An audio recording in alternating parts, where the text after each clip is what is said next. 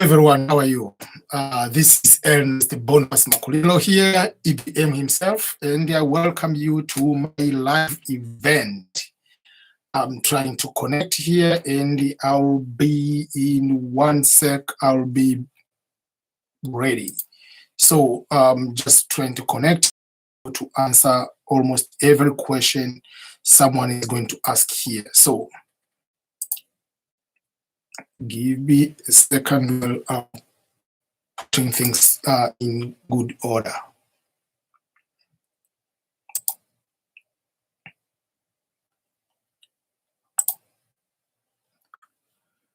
Okay, everyone. Okay, I'm live now. How are you, everyone? As you can see on my title here, my title is very clear that it is live event where I will be able to ask people you have questions. You can be able to ask any question you have, and I will be happy to answer those questions. So I'm trying to make sure that everything is set up so that I can be able to answer all the questions. Okay. Okay. I see everybody's live now. People from everywhere around the world. Hello, from Antonio is asking, how am I doing? I'm doing very well. Eritrea and every part of the world, everyone is live there, following me and responding to any kind of questions. I'll be happy to answer those kind of questions. World news. Hi, EBM. I'm from Nepal. My question is, EDV results will be published in June 6 or again. Thanks a lot.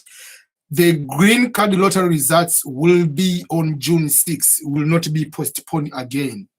What things will be changing will be the currently suspension for the processing of the green card lottery. Yes, that might a little bit change on certain kind of aspect, but that will not affect the time of the results to be out. So the results will be out as planned, basically on June 6th. So I believe nothing is going to change from that moment to now. Well, to another question. The powers say, can you tell me how to name different states of America, how to pronounce them? Yeah, so most of the states are almost the same, how they are pronounced, but there are very few one which are a little bit different. And especially, I can give example for myself coming from Africa.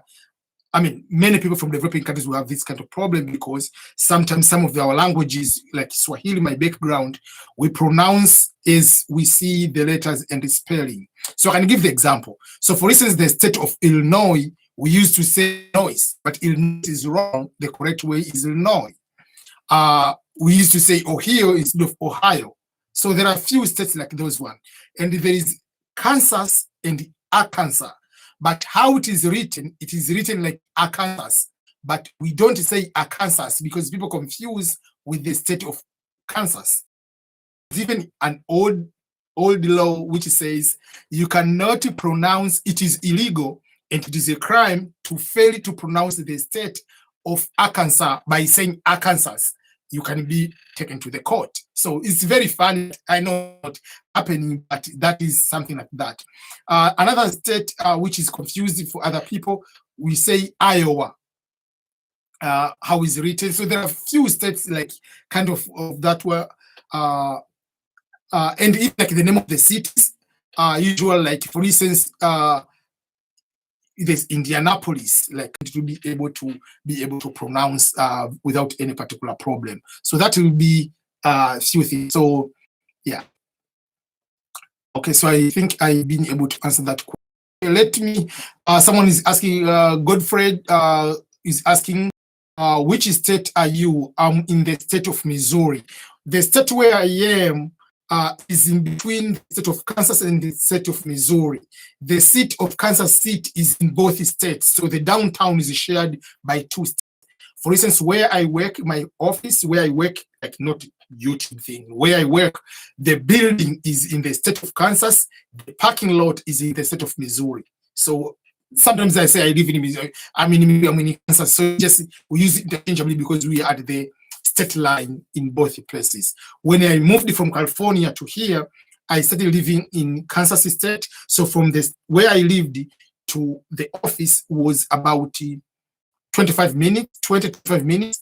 And where I moved in Missouri, started to where I work, is still 25, 30 minutes, around the same amount of time. So, okay. Akoy Daniel Deng, say hello, Mr. EBM. Hello, how are you? Another question. Akoy Daniel, is any news about Sudan ban? No news so far. Usually the ban is started this year. So even if we accomplish everything, so at least after 6 months to almost a year. So hopefully by the end of the year or very early beginning of the year, we can see if the travel ban will be lifted or not. But they cannot do everything. Ravin, how are you? You were saying hi, you being from Sri Lanka. How are you there? I've never been to those parts of the world yet. Ruan Chamara Diasanayaka. My visa will expire in this 25th May. What happened? What will happen? So my question is, what type of visa are you talking about? Is it a green card lottery visa or any type of visa like a tourist visa? If you can clarify that one, I can be able to understand which type of visa you're talking about. But what I can also respond to that, the other better way will be for you to communicate right email to the US Embassy and asking a particular question and give you information. They can be able to give you another visa once they are going back to the normal working time. So that would be another question, something I could be able to do instead of as just answering without considering all the facts. Okay. Another question is from Kema Lawrence. He said, my question is, I wanted to know how many people have applied or played the DV lottery from Africa DV 21. Basically, we do not know how many people exactly applied for that one. The reason why we do not know, because the data haven't been published yet. Sorry, I'm trying to connect here so that I can be able to do also live on my Instagram. So I forgot to connect to that one because I know some people usually asking me to be able to be on live on Instagram, but I haven't been able to be live on Instagram for a while. Okay, so what? Okay, just one sec. Okay, so let me respond to other questions. Sorry, I'm doing so many things at once, and that's why I usually tell people you don't need to have so many excuses to do things. Like you can do so many things at once without any particular problem. So let me continue to answer all these kind of questions people are having. Okay. Okay, so let me continue with the questions people are asking. Okay. Another question is from Ruthie Rabera. Hi, EBM. I'm Kenyan, connected from Dubai. Thanks for the update. One time we'll meet. Thank you so much for taking your time to come to watch my YouTube live here. Hello, everyone from Instagram. I'm also connecting on Instagram here, but also I'm mainly on my YouTube live. So if you are here and you are in Instagram live and you want to get connected, you can come to my YouTube live. If you go to YouTube and write like this word, EBM Scholars, you can be able to see me live here, which I'll be able to answer most of the questions. So I'll be answering some of the questions also from the Instagram, and I'll also make the video or this video to be able to air it later for those who will be missing this particular session. So this is an English session. So even if you were in Instagram and you wanted to ask me any question, please ask in English and I'll be happy to answer that particular question. Okay, so let me continue with some of the questions. There are a lot of questions coming up on my board here on on YouTube. Okay, so Ruwan will say, my visa will expire this May, and I ask you what visa. Okay, Fahad, you say, sir, if I win a green card and went to USA, can I come back home country anytime I want, and for how long? How does it work? So once you win the green card lottery, you get the visa, you come to America. Once you are given the visa, you have 6 months to travel from your country to here. If you don't travel within 6 months, your visa is going to expire and your green card, bye-bye. But if you come to America within 6 months, once you are here within a month, very, very late, within 6 weeks, but within a month, you will be able to get the actual green card. If you get the actual green card, I don't know if I have the picture of the actual green card here. Okay, I don't know. I think I can find a picture here. I don't know, because in one of the presentations, I printed out the actual card people can be able to see, but if in case I don't have, so the card is just like green in color, so I don't have the picture here, but yeah, so sorry. Okay, so you need to, one of the things you need to do is, once you are here, you have green card, you are not allowed to be for a long time without notice. Like you cannot be in your country for full year without letting us know. So that is something you need to understand. But apart from that, so if you want to stay in your country, you travel within a year, you have to fill a form is called advanced parole form. Okay, so someone is on Instagram is asking, hi Ernest, can you briefly tell us about Humphrey Fellowship, fellowship in the US?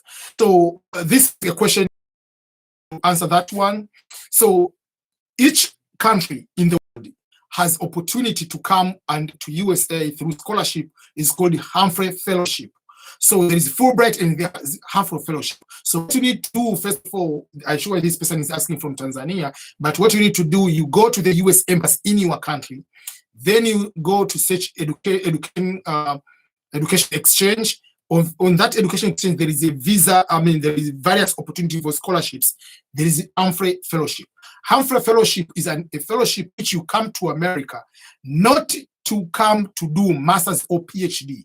If you want to do master's or PhD, you come under Fulbright. So Humphrey is kind of like a professional advancement. It's just an opportunity to come here. You can help do research and a few other things.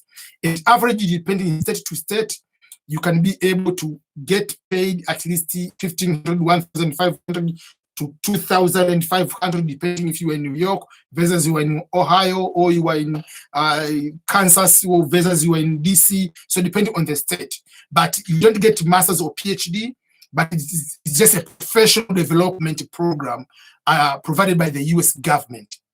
So you apply direct to the US Embassy in your particular country. Obviously, they're looking for GPA, they are looking for other factors in order for you to be to be among the people to participate and win. Here it is 1 a.m., very, very late night. So I'm here. So let me go to, I'm sure I'm Jack 05. I've been able to answer your question very well in Instagram program. Okay, so there is a question. On the chat board here. Let me go to Maruf Bakari. Hi EBM, you have a lot of fans in Ghana and we appreciate all that you are doing. Can't really throw some light on using not but for once visa application. I haven't understood, Maruf, on the last part of the question. You are talking specifically for green card, lottery visa, or any type of visas. So if I can be able to answer that one. Ravin, you asking, are there statistics for DSC 2020? 2020, not yet. They have the. Okay, I can look here. Yes, I'm sure they have the DV. I don't want to concentrate on checking with the board. They have the number of winners for DV 2020, I think, the statistics, but not like the as I think they have provided. I haven't checked about that, but I don't get more on the screen of other parts. Okay, let me answer the question from Instagram here. Hi, Mr. EBM. I lost my vaccine card, but did all my vaccination. What will I do when I'm going for medicals? Will I start to do all vaccine? The question is asking about vaccination, because vaccination is not about, I'm sure most of the vaccination they're going to ask, they are vaccination which you were supposed to be given while you were born.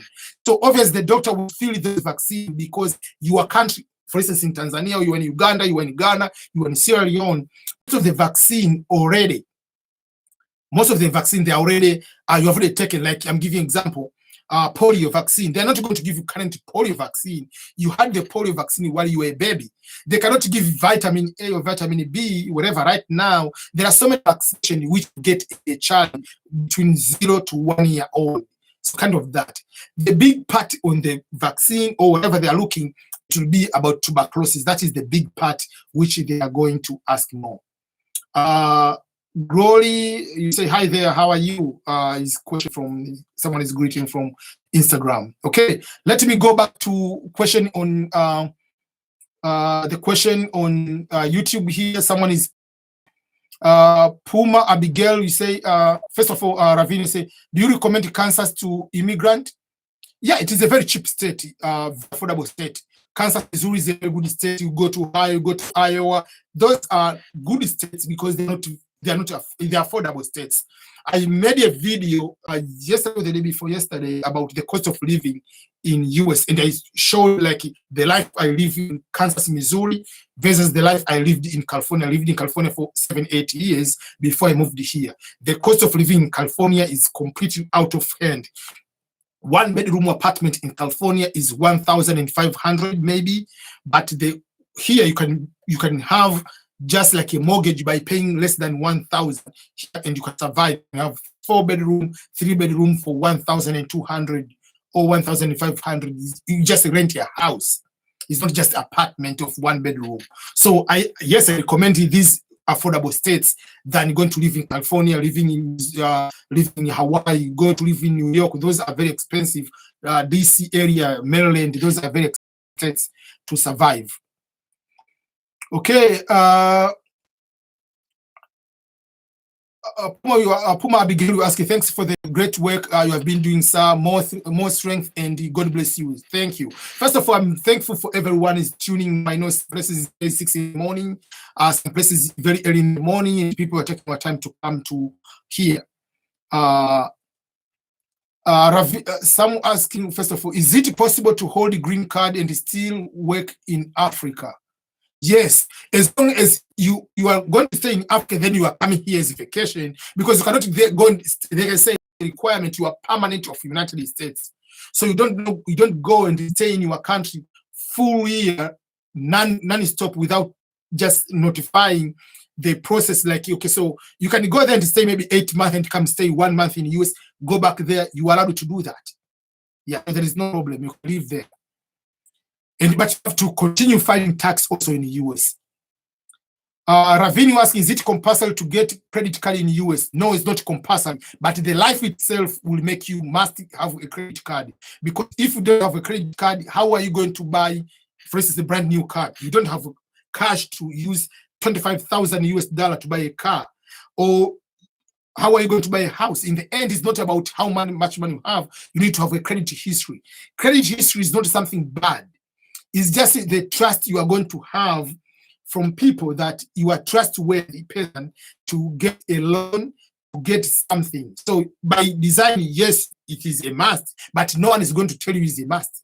But you need to have a credit card and know how to use it, so that you cannot be able to cause trouble on your life. Because if you make a credit card, it will affect amount of certain type of jobs. It will affect you if you are going to rent an apartment, they are going to raise the rent, or you have to pay a higher deposit. Or if you are going to ask for any type of loan, they give a higher amount of interest rate, like auto loan. Or if you want to get any type of loan, or if you want to get a mortgage house, it will be a very big difficulties to get it. Bertrand, say live from UAE. Thank you so much. Memo Abe, I live in the US and got selected for the DV 2020. I do CP. Does the ban apply to me since I was here when the proclamation was released? I don't understand. Say I want to do CP. What is CP? If you are selected for the DV lottery and you're already in the US, you can continue processing without any problem. But you go out, you cannot process coming here. So that is what I understand.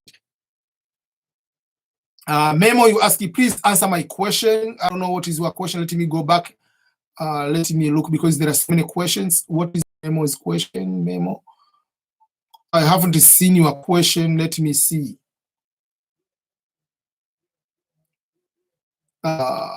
Memo, can you please repost your question? I'm sorry about that.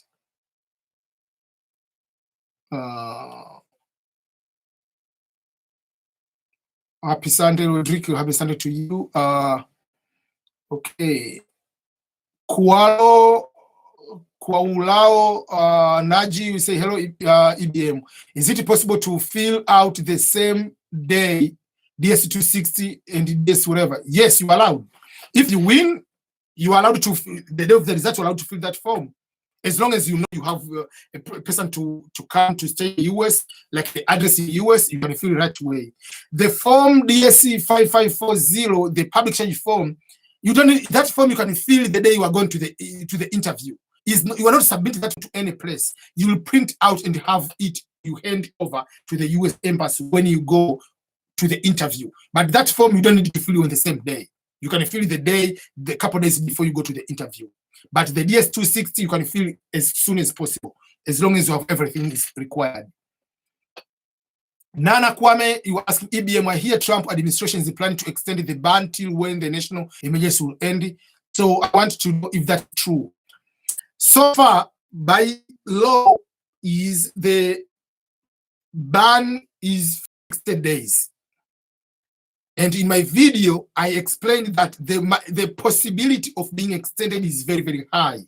Why is it very high? Basically because of the unemployment rate is keeping going up.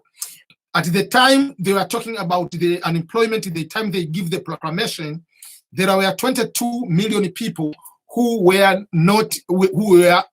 laid out of the job. They lost their jobs. So now, I think like within 2-3 days ago, have 3 million people who have lost their jobs and unemployment, now unemployed. So it's number is keeping up. So possible they might extend. But as I said in the previous video, the extension will be at least 60 more days, and then they will just release. There will be no problem. But they haven't done so. What they're discussing now is just to put the ban on working visa too. Okay, let me go to Mubarak. Say good morning, Ernest. ABM.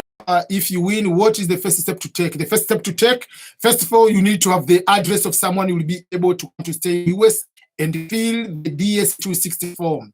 But if you are planning to get married before you fill the DS260 form. But don't get married because you want to give someone's status of coming along with you for the green card lottery, because the US embassy will require some information. They will determine if you marry someone on the scam, so that you can just bring someone here for the purpose of helping someone to get green card, or you help someone for real to get green card, or you just the real marriage. So the first thing is to fill DS260 and relax. And also they will ask you for the information. Give the police record, give the, like, make sure that you have your passport ready, everything ready, just when is required. So you do that one until most of the processes, they come until when you are asked to do the visa interview. But most of the time, try not to commit any crime. Be positive in your life. Make sure that you continue doing like good things, volunteering, work experience, all those kind of things.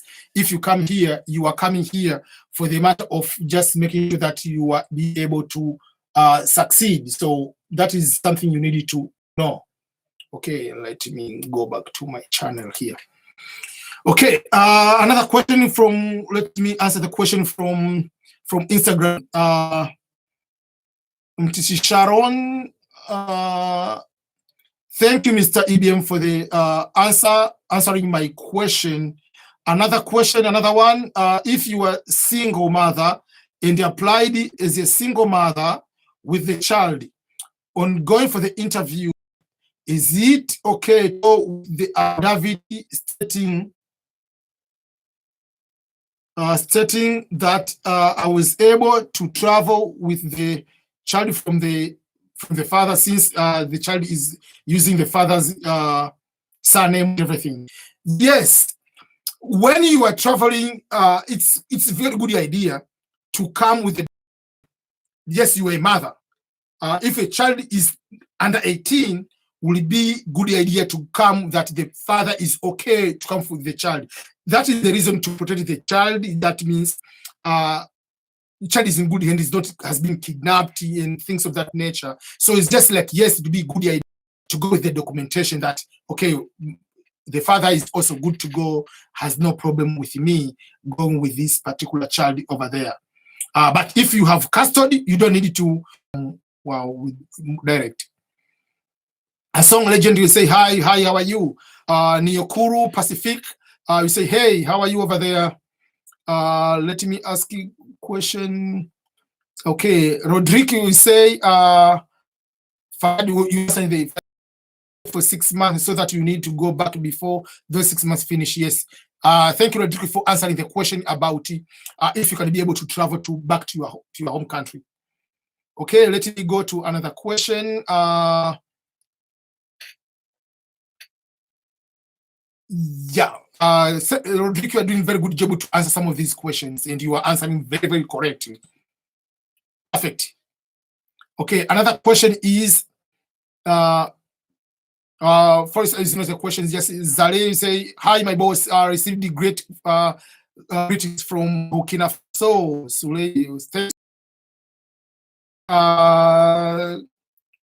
Fahad, you're asking, sir, if I want a green card, okay, I've already answered that one.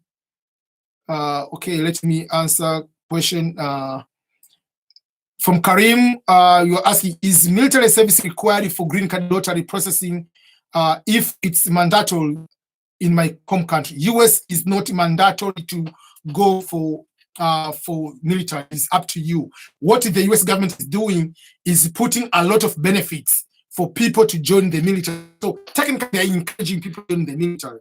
If you join the military, you for education, bachelor, master's, PhD, school fees, and the cost of living.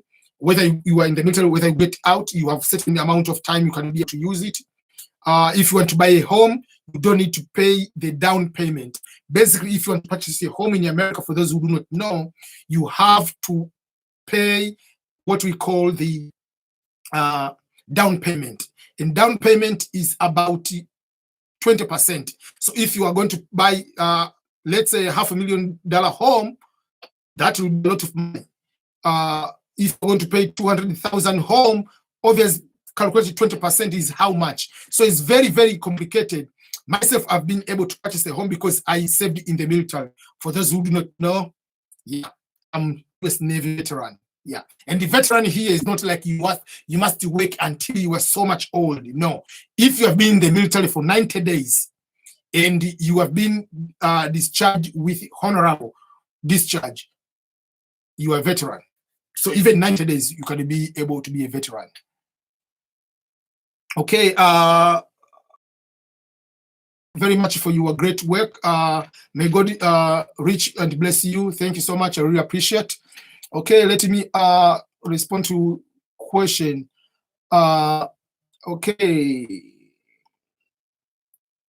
Memo, your question. Okay, I'm coming back to a question. I live. Okay, I've already answered your question, Memo. Okay, sorry. Okay, Mekonen. The first name is very difficult. Will the next DV new be possible? The talks on otherwise. forget about the talks. We are talking about the fact the green card lottery will continue to be there until it will be changed by the Congress. The President of the United States cannot decide to cancel green card lottery at all. It is a Congress. What can do is just like, okay, we give like 60 days, that one. Yes, can do that, but cannot say from now on there is no green card lottery. In order to do that, we have to go to Congress. And now the US government, that is the minor thing. They have bigger thing to deal with the coronavirus. They have bigger thing to deal with economy. They cannot just go right now and just talk about it, just entering this one. There are so many important things to deal with. So at the moment, no.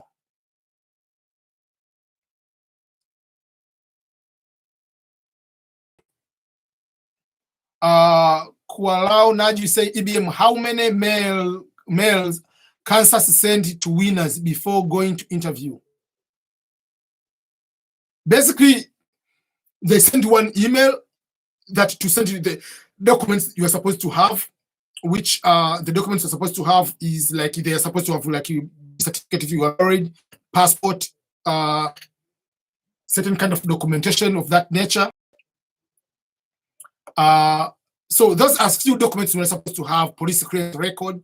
If you have been in the military in your country, you can be able to send that one. So there are few documents you're supposed to, and then they will send. It's just one email, and then the interview date which will be sent. That's all. Okay, another question. We are here answering few questions about green card, about life in America, Western world in general, answering questions about scholarships, how to succeed in your life, challenges facing, writing books. Yes, so all those kind of questions, you can be able to throw them here. Yeah, so for those who are joining right now, welcome everyone. And first of all, remember to subscribe. If you are just watching here, you haven't subscribed, please do so. Remember, it is 1:24 a.m. here where I live. I wake up I haven't slept. So please do so that you can be able to support one another. For me not sleeping here, for you to subscribe, and for you, I'm appreciating you for being able to be here. So let me continue with a few questions. Okay, Maruf Abakari, government workers in certain countries used their not very for their non-immigrant visa application to the US. I was hoping you could throw some light on that. So, if you are a government worker, if you win green card lottery, you are not coming here as a diplomat. You are coming here like any other person. Diplomatic visa, as a diplomat, you are coming here as a diplomat. There is a channel in a type of visas. There is immigrant visa, non-immigrant visa, and there is a diplomatic visa. So as a student, you cannot be given a diplomatic visa, even if you are a diplomat. If you are coming as a student, I can give you an example. One of the former Prime Minister of Tanzania, Frederick Sumaye, after finishing being Prime Minister for 10 years, he decided to come to study at Harvard.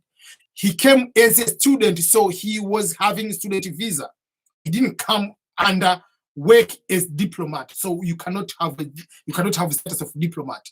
So you cannot come as a diplomat if you win a green lottery. You come as immigrant visa in the US. So that because you're not coming as diplomat. Coming as a diplomat, you can be sent here for diplomatic work. You are coming here, maybe you're a member of parliament, you are coming to present something as a member of parliament, you come as a diplomat. But you will not come here as someone coming here to on other activities, personal activities, and you come as a diplomat. No. Kirabo Joseph, good morning, EBM. How are you people pay rent in US? Ours, Uganda, where you pay 3 months at first to occupy our house, and later you started paying month to month, whatever. Yeah, I know even in Tanzania they have 6 months, 1 year. In the US, you sign 6 months, most of the time you sign 1 year lease, 1 year contract, or 6 month contract, but you don't pay 6 months, 3 months in advance. People don't have that money here. You pay on month to month. But if you end the contract, you say I'm staying for 1 year, and you don't stay for 1 year, you'll pay the rest of the contract, yes. But that is how it works. You are supposed to be able to pay for on month to month. You cannot be able to pay like on be able to, yeah, so it's month to month, yeah, but you can have a contract for full year, but you pay on monthly basis. But if you want to move out to your apartment before that, you can find someone else to stay for the rest of your remainder of the contract. If you want, we call it sublease. So someone is going to lease on your behalf, staying for the time, or you have to pay the amount. Let me keep drinking some tea so that I can be awake. Hello, everyone on Instagram. Janet Ernest, Janet 3, welcome. Did you say hello? I'm saying hello. Welcome to the live session right now. People from Instagram, in case you are just coming right now, you can ask any question about it's live English session. You can be able to. I know someone is asking. Comba is asking to be online. I don't know. Yeah. So I don't know with the internet and everything. I have so many questions here. Okay, just want to say hi. How are you? Sangwa Quantino, I think. Hello, EBM. Happy Sunday. For the great job you are doing out there. More grace to you. Thank you so much, and I really appreciate your continued support. For those who do not know, 2 or 3 days ago, we reached the mark of 2 million views on my YouTube channel. Thank you, everyone, for your continued support. And today I posted 2 or 3 more videos on my YouTube, and that will make another milestone, which will be reaching, how many? Will be reaching 500 videos I've been able to upload. Someone is on my Instagram wants to come on live with me. And just wait, I'll connect you in a few minutes. But now let me finish a few questions here I'm having. People are asking questions. Okay, let me go to other question. June, I pronounce it, Unishan Rose. Is it a big deal to work as real estate agent in the US? I heard that want to get license. I don't know whether it's a big deal, but it's just a work like any other work. But it is very, very tough because most of them, they depend on real estate. It's not, you don't get monthly salary or per hour salary. Is until you sell the house, you get certain percent. I know some people who are friends of ours work on that. Yes, you need to get a license. To get a license is not about, it's a big deal. Most of the things in the US, you must get a license or special training. It's just to protect. You must. I had insurance in when I was in California. I was having insurance license to sell insurance, so that they can be able to protect others. How are you, Victoria? Welcome to my live session. I'm live here on Instagram and I'm live here on YouTube. Happy Sunday to you too. Thank you so much. Yeah, so it's not that it's just a normal job like any other job. Yes, you must get a license. Even here in the US, in order to be a barber, to work in barber, to cut someone's hair, you must get a license. You must go to cosmetology, whatever school, something like that. You have to go and learn and get license of cutting someone's hair. So there are so many regulations in the US on so many things. So it's not because it's so special to work in real estate, but if you sell the $1 million home, yes, you get a big pay depending on someone else. Yeah, so in real estate, it pays good if you work there as an agent. The PAL DV 2022 and the ZTA must to provide the address where you will collect your card. Can they keep it for you until you come there? First of all, you must put the address where you stay in the US. That is a must. Yes, you can come to US, then you can change the address. It's okay. But you have to put the address where you'll be staying in the US. You can change the address. They can change it to where you'll be getting the green card. Yes. And the another question you are asking is, will the ban affect the V22? No. According to the tweet, and even according to the let me read the particular question. Even like what they say, like official, like we are postponing the opening of the entrance and the V check for 2021. Applicants, the results will not be affected as normal. The delayed opening will not negatively impact our ability to pre-process and reschedule the DV 2021 interviews, which are scheduled to begin in October 1st. But also for the DV 2022 will not be affected as normal. Everything will continue normal. To apply, it's just the computer. People will be applying for the DV 2022. So always the application starts the first week of October, because that is when you end one DV, you start the new DV. So we'll start the first week of October until the first week of November is the application time. Combo, I say, hi EBM, 2 million views. Congratulations, sir. My question is it compulsory to have someone in the US upon your arrival after going through all the procedures? Yes, you have. It is better to have someone, but you must have the address, whether it will be the apartment, whether it will be Airbnb, whether it will be hotel, whatever it is. On the DSC-260, you must indicate where are you going to stay. And then if you have someone in the US, yes, that will be very helpful for you to start your life. Yeah, but it's not fast. You can just come directly, go direct to your apartment. Victoria David 77 will say, Napita kusalimia baadaye. Thank you so much for coming to greet me. Thank you and have a nice Sunday. Say hello to your husband, Dave. Okay, I'm going back to YouTube questions. Okay, the question is from Yusuf. Good morning, family. Please, I want to know when can we fill the public charge and what about the health insurance? The public charge form, you fill that form before you go to the interview. That is something you fill few days before you go to the you can feel even a month before to go to the interview, so that in case you have anything you need to make sure that you have a documentation, you make sure you have at least a month before to the interview, because that's when you don't submit where you go with your print you want to the interview. What about the health insurance? Health insurance, you don't need to have actual health insurance paid.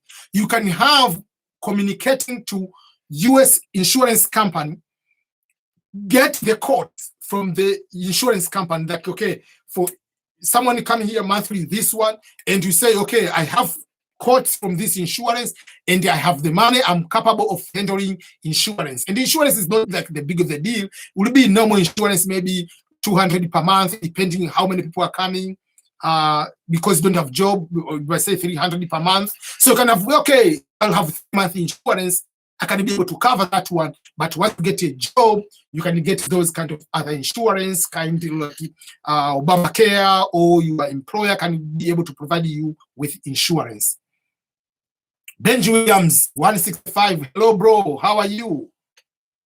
From Instagram, basically. Okay, let me go back to another question. Okay, if I skip your question, anybody, I'm so sorry. Now Vic, hello, please, for your Instagram account. What is my Instagram account? My Instagram account, you can go there. I have 2 Instagram accounts.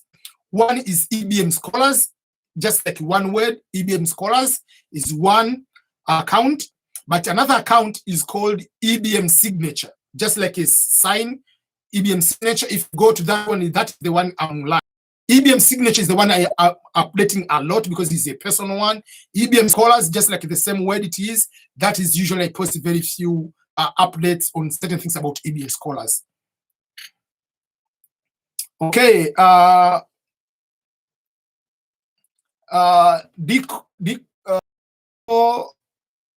Diko Kalai, you are asking, good morning, Sir EBM. I'm from Sierra Leone. If I win green card, can I include my wife that I married recently? Yes, you are supposed to include your wife.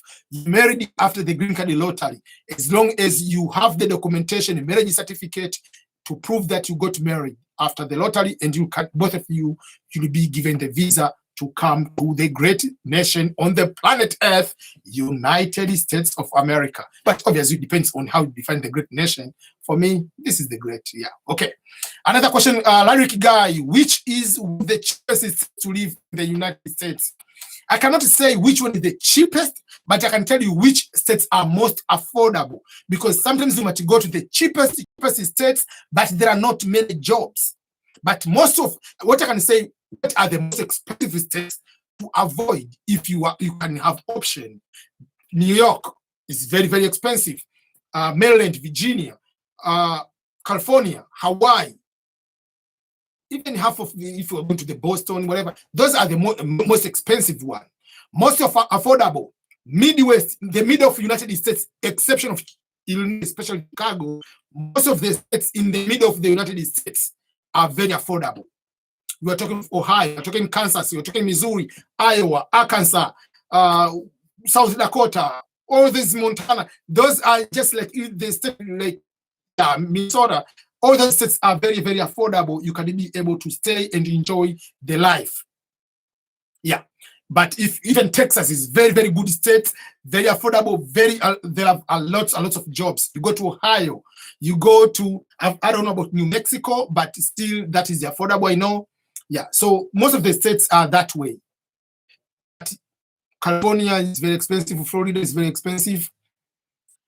Merex Mengesha, you are saying now I'm studying in India and I'm an Ethiopian and you will graduate by 2022 if I win the VT21. Will I be able to have my certificate? Depending on the country you are, you can come with education and transfer and continue with education here, or you can stop school, come here, get your green card. Once you get your green card, you have the actual card, you can go back to finish your degree and then come back when you finish. It depends on what you need to do. Yes, you can get a certificate if you graduate, but they cannot give you a certificate if you haven't graduated. Tim McPherson, it doesn't work like that. So many people ask questions just like you. EBM just pick what he can then answer. He cannot answer every question. Thank you so much, Tim, for trying to help that one. There are so many questions. I cannot answer all the questions, but I'm trying my best to go through all these questions. Mostly like I can be able to answer. And the one I'll usually go back, I make videos on certain type of questions, like the question about finding the lost, question about passport if you lost the passport. I've already made some of the videos even today, and I'm going to upload those questions, those videos later. Yeah. Okay. Another question people asking. DJ Frankie. Okay. First of all, okay. DJ Frankie is asking, okay, let me ask. I'm Francis. Can you briefly go through your steps to do after being selected? So if you select, I know I have that video. The first step is to be able to fill the DSC 260. In order to fill the DSC 260, what are the crucial points? I haven't made that video, but I'll make that video soon after the green card lottery results come out, because there are some people, once they win, because in order to, I cannot just go and create a case number. You must have the actual case number to put there in order to open that page. So I have to find someone who willing me to open and fill for him or for her and show you how to go through. So the first step is to fill the DSC 260. But in order to fill the DSC 260, you can sign in, fill some information, sign out, come later and fill the information. It's the information about your birth, where you live, the address, work experience, education, marital status, all those information. And the most important, you must have the address where you stay in the US. After filling that one, you relax. You wait for the KCC to send you email to ask you to submit the documentation. What kind of documentation? Your birth certificate, whatever, passport, marriage certificate, you are married, police clearance record. So there are certain documents that they need you to submit through the email. After that, they will say you just wait. So depending on your case number, they will send you the date to go for the interview. But before you go to the interview, once you have the case interview date, you have to do the medical. After doing the medical, you'll go with the medical form, police clearance record, and all the documents are supposed to be to the visa interview. And while you're going to the visa interview, you'll fill the DSC-5, whatever, the 5540, the public charge form. You'll be able to fill that form too. Okay. Let me first of all go to here and make it easy. This one to die. Okay. Okay, Palsy say, thank you, Mr. You are sacrificed. But one last question. If I win the lottery and get the visa, can I book a plane for 2 or 3 months before I get my temporary job?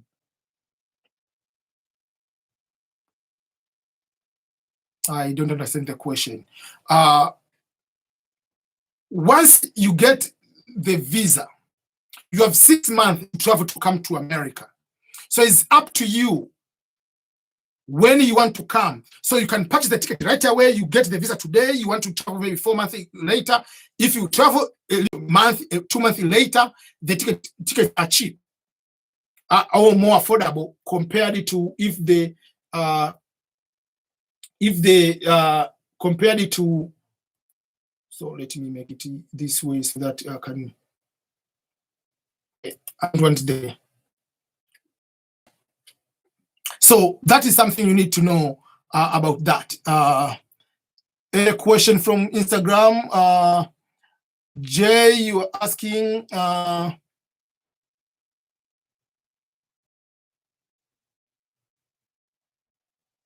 Okay, ranting about John Late. I don't know. Yeah. Okay, so.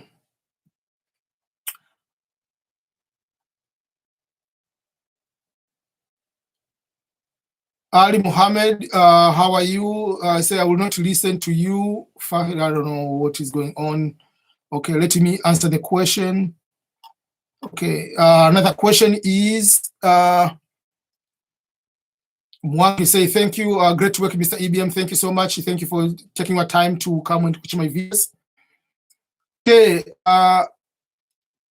Ali Mahmoud will say, can you see my words, EBM? Yes or no?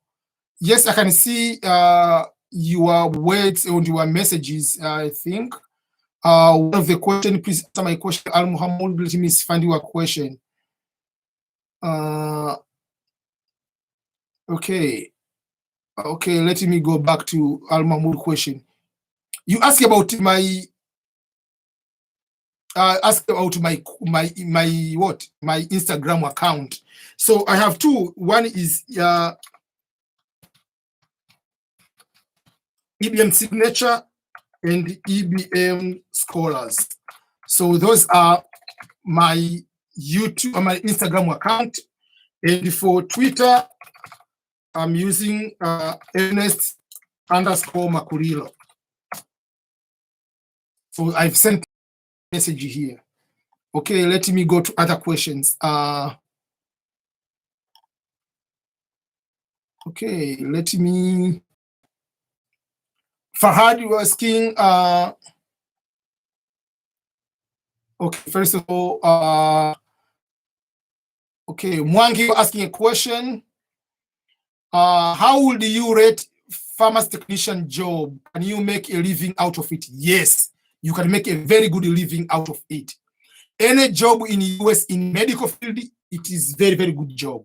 So pharmacy technician, you work at pharmacy, yes. Even if you don't have a degree, you go for certain, I don't know for how long school, 6 months, a year, get that one. You'll be getting paid at least a very small amount, will be $20 above per hour. So you can make a very good living. You can make, I mean, it's, I don't know, $25 per hour. You can make a very good living out of that. Frankie on Instagram, Amani, AA Man Scan. Hello, EBA. God bless you for your great work. Thanks so much. Frankie, you're asking, thank you, Mr. EBM, being looking for this account. God bless you all. Thank you so much, everyone. Thank you for joining on my Instagram too. Okay, for those who haven't been able to subscribe to my YouTube channel, please do so to subscribe to my YouTube channel while we are continuing with that one.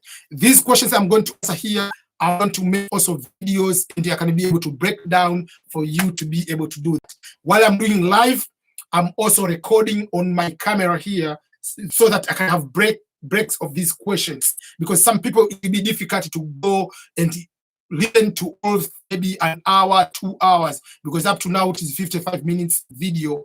It's very long live, so but I'm going to break down into fewer small portions. Okay, let me go to another quick question. Marex Mongesho says, say hi to your wife and son. I will pass greetings along. All speaking now. Okay. Fahad, you say, hi EBM. Can you please talk shortly about the cost of living in Atlanta, Georgia, and any chance of getting jobs for nurses? Thank you so much. First of all, Atlanta, Georgia, or Atlanta or Georgia in general, is very good, affordable state. If you want to go there, it's like living in Missouri, like living in Kansas, living in Ohio, very affordable states. I mean, you can get very good jobs, you can get good living. There is no thing I can say bad thing about Georgia. It's different from if I could say about New York. Jobs about nursing, there are jobs everywhere. Nurse in Georgia or all over in the United States, average amount you'll be able to make will be at least you'll be able to make will be not less than $40 per hour. So that is how you can be able to sustain life in Georgia or life in any other states.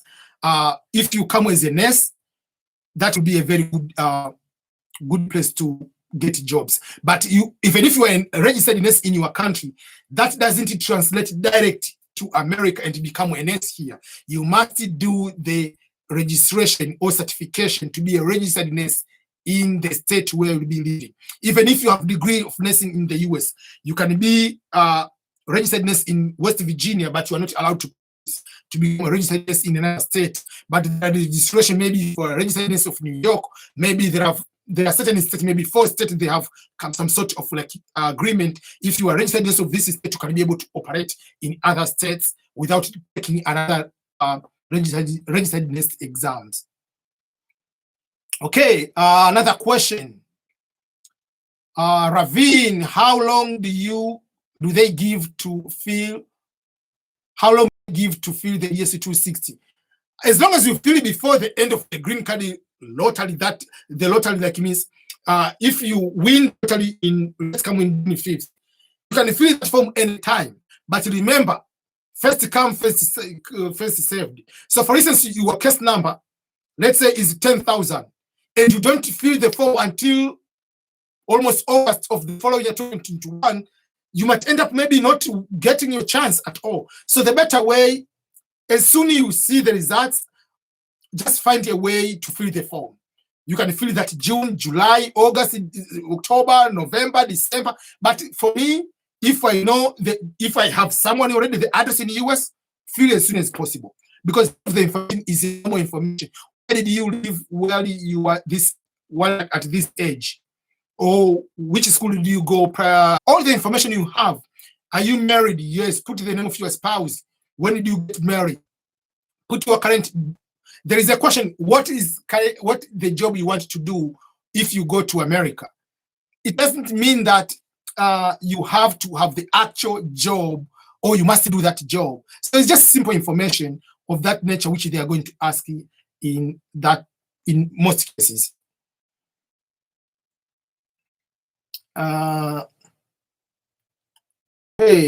Sorry. Let me go to another question. Kualo, you are asking a question. Give me a second. I'm going to ask that question. The battery is low on the camera, so I'm going to do that. I'm going to change the battery, and it will take me how many seconds? Just maybe 10 seconds. Okay, so give me a sec. I'm going just to change the battery, and I'm going to do that right now. Okay.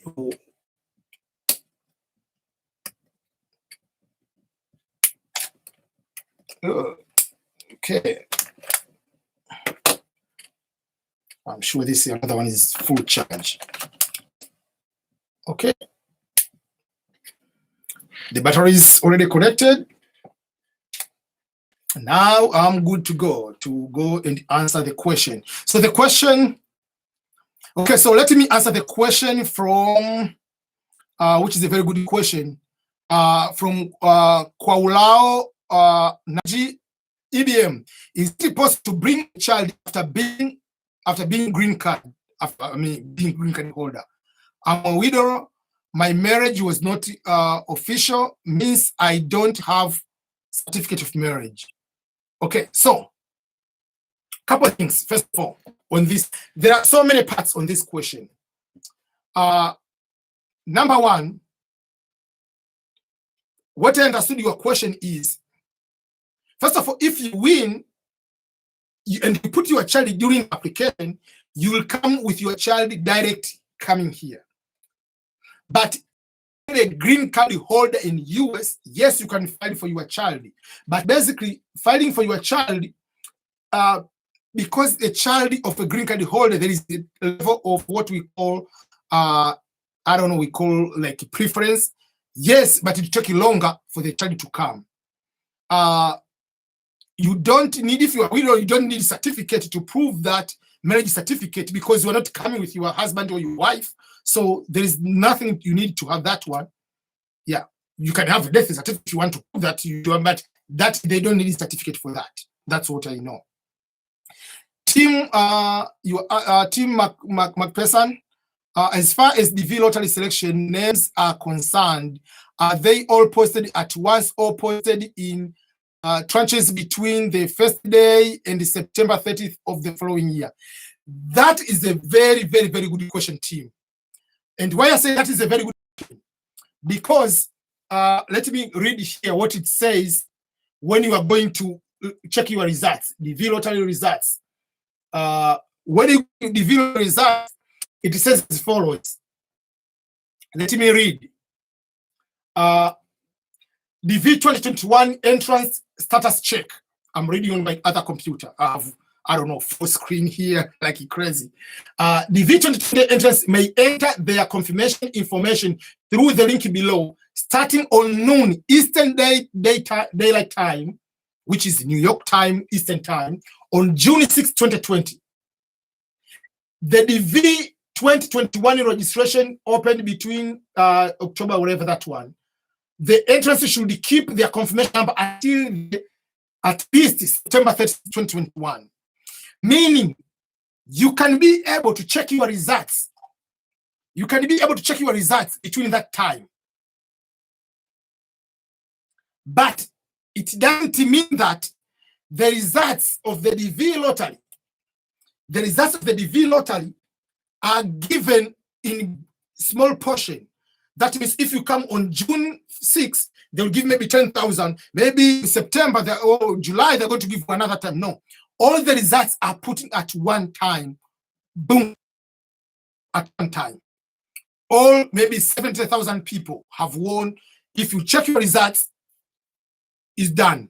So if you check your results on day one, they say that you didn't win. If you check that results next month, the other month, the results don't change. The results will be the same.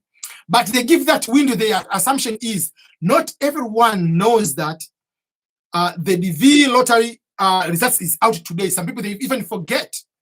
I've seen people, they come to know that the results were out. They have already, the deadline has already, even like the year has been passed.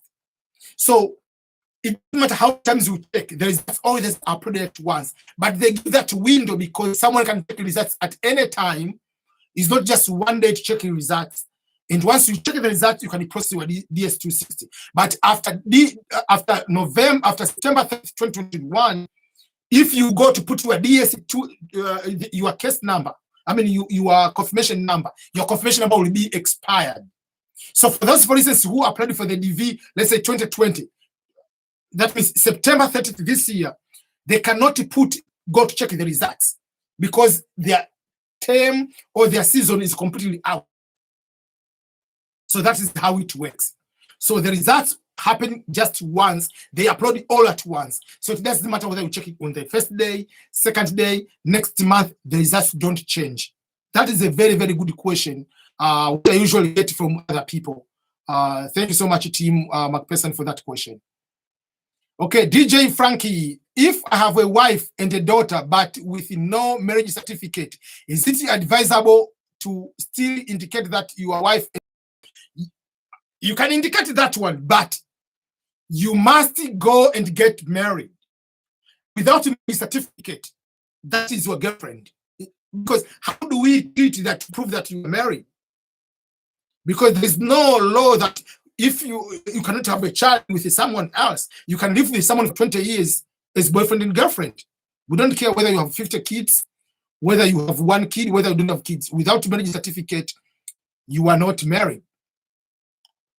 Okay, another question. Benjamin, you say, good man, good man. Thank you so much. Keep on teaching and helping people. Thank you so much. DJ Frank, another question. Will I be selected with only high certificate? Yes, they don't, at the time of selection, they don't care whether you have high school, whether you have PhD, whether you have primary school. The level of education doesn't play part in the time of application, because you might have primary school, but you have 10 years of work experience, but there is no place to put all those kind of things. When you finish the DS 260, that is when they come to play part. Whether what education and or work experience will play part after the results when you are filling the DS 260 and when you go to the visa interview. But the selection of the total doesn't care whether you have PhD, doesn't care whether you are primary school, doesn't care you have 100 years of work experience, doesn't care whether you have 0 work experience. That is also a very good question. Some people, they don't get selected. So I didn't get selected maybe because I don't have high school certificate or I failed in my math education. No, they don't care about that. Another question is coming from Matito Online. His question is, equipment mechanic, do I have a good chance of stealing US? Mechanic, yes, that will be also a good job, a good area to get it.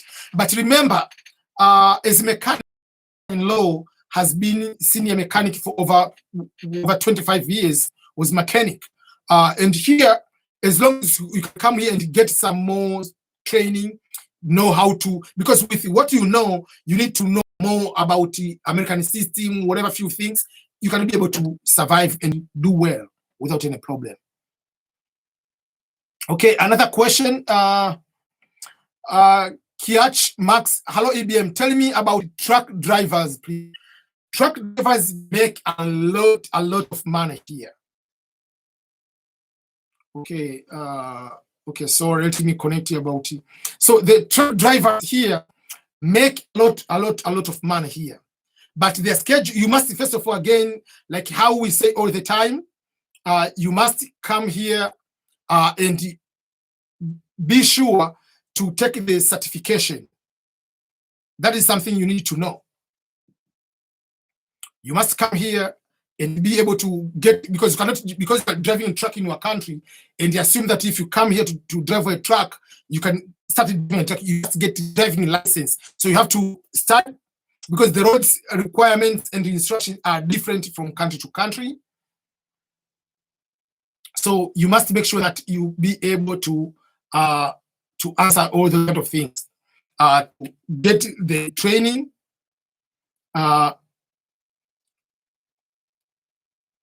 Okay, let me. Sorry. Okay, let me try to do something first of all. Okay. So you must be able to get some training, get certification. The truck driving, there is different kind of license you get, and if you get, people get a lot of money driving trucks. Yeah, that is a very good job. I know one Tanzanian lives in Kansas City, has been doing the truck driving. He gets like at least 5,000 to 10,000 per month, depending like the trips and the knowledge and everything what you are capable of doing. Yeah. Okay, so let me go to other question. Okay, so the next question which I get here from YouTube, YouTube Live, and also now I just moved connected on Facebook Live. For those who are checking me, I know Yeriko Nyerere is watching me now in Tanzania. Thank you so much. Okay, so the question is from Gamer237. The question is, how are high schools in America? So let me explain a little bit about education system, quicker education system in America, because I know some people who have kids who will be coming here, or someone who has won lottery and wants to come here know how about high school. Number one, I'm talking about overall education system from kindergarten to high school. Education, public education is free of charge. You have to know that. It's free of charge, that one. There is no tuition, there is no school fees, there is nothing. Public school in America, from kindergarten to high school, there is no uniform. You have to know that. Another part is private school in America. They are not private like in most developing countries. For instance, in Tanzania, private school because they use English medium school. Private school because they're international school. Private school because they have better teachers. Is different in America. Private school here are private because most of them they are religious school. So if Catholic Church, each Catholic Church, for instance, they have grade school, primary school, whatever we call it. Or Methodist Church, they might have their own school. So most is because they can be able to teach in their school. Not because they are so much special, like they have things in public school they don't have. Yes, there are public schools, they are depending on the neighborhood, it will depend on either it will be high quality public school or low quality public school. But in the end, people go private school because there's a certain type of teaching about religion in most cases. Because you cannot go to public school and say Jesus, or let's pray before lunch. You are not allowed to do that here in America. So private school is for that case, and they wear uniform. But public school, they don't wear uniform here in America. And in addition to that, from primary school or grade school to high school, is that there is no what we call the national examinations like in most of our countries when you do high school. There is grades you have to get. In order to college, you have to take either of these two exams, either what they call SAT exam or SAT exam, and then or there is ACT exam. It's kind of like a matriculation exam. It's just like GRE and GMAT or LSAT for graduate school. So that is called the entrance exam. You have to take that one. But in high school, again, because you are asking the question specific about high school, here is something you need to know. In high school, you must be not exceeding 18 years old. If you come to America, you are above the age of 18 and you want to go to get high school education, you do what we call GED.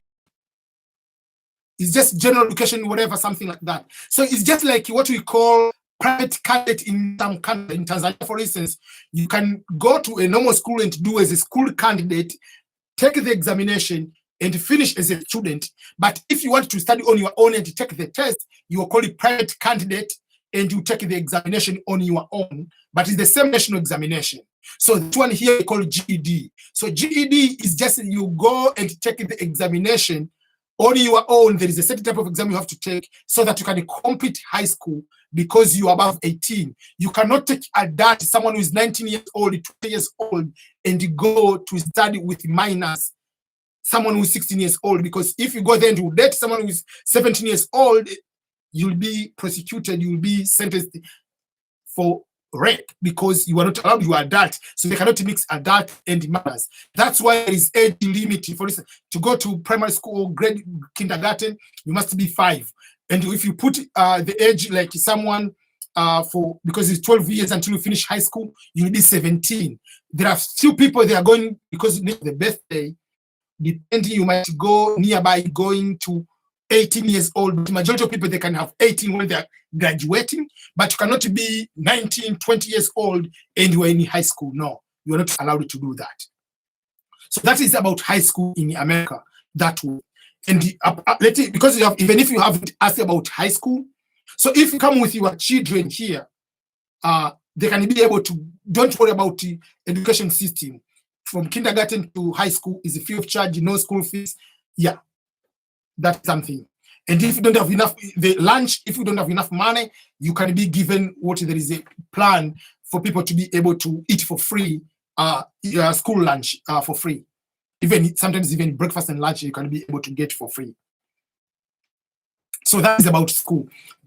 Excuse me. But if you want to talk about college again, there is something I'll be answering later about community college and the 4-year college. And what is the difference? So community college, I can just simply explain because you're asking about education system, if you win lottery or you want to come here. Community college is people go for college. These are colleges are in their communities. Different from, let's say, when you say you are going to 4-year college, because bachelor degree here is 4 years. So within these 4 years, as community colleges, they provide 2 years of education, which when you graduate, you are given associate degree. So this is what we call diploma in our countries, some sort of. So you finish high school, you go there, you do 2 years of college. So you do freshman and whatever, sophomore, so 2 years. If you want to complete to have degree, bachelor degree, you transfer credit to 3rd year, which is junior, and then you are going to senior. 3rd year and 4th year, you are going to graduate. So that is something you need to know. But community colleges are in the community, just like the name is. So most of the time, they don't have dormitories. They don't have place of halls of residence. Students can stay because they're in the community. People can be able to drive to go to school. And in most cases, they have more courses or different type of programs. They can have even mechanics. They have even like mortuary courses. They have welding courses. They have photography. They have so many different type of courses, which they are not even given in the normal 4-year programs. And it is very, very affordable. Affordable in the sense that it can be maybe for the entire academic year, maybe $4,000 or $3,000 or $5,000. But if you go to 4-year college, minimum would be maybe $10,000 for school fees. So majority of the families, they take their children to go to 4-year community college. When they finish, they transfer to 4-year college. So that is the difference between the two. I don't know if you have any question about the college and the education system, but overall, it is cheaper even if you are going to pay on your own to go to the community college versus if you go directly to 4-year college, because 4-year college, they have so many complications. The complication about because of the bigger programs about college, about American football, basketball, whatever, all this kind of equipment. So the school fees is going high compared to if you are doing the community college education. Okay, let me go to another question. Sorry about that. I don't know whether I just answered it for your time. Okay. Another question, Gamer237 is asking here on YouTube. The question is, hello, can a CPA accountant get a job easily there, meaning there in the US?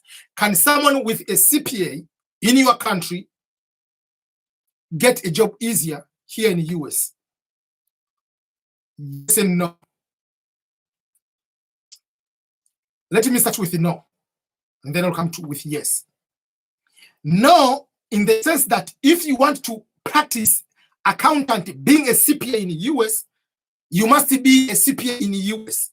So if you are CPA in Tanzania, remember you are CPA in Tanzania, you're not a CPA in the US.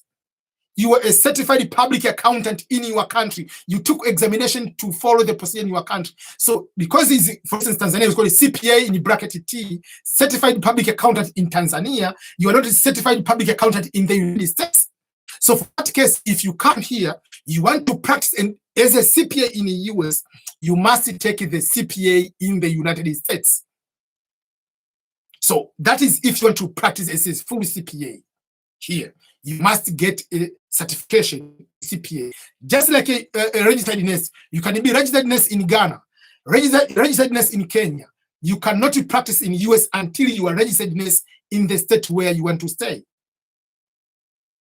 If you are engineer, you are architecture, you must be certified in the body of architectures or engineer in the United States.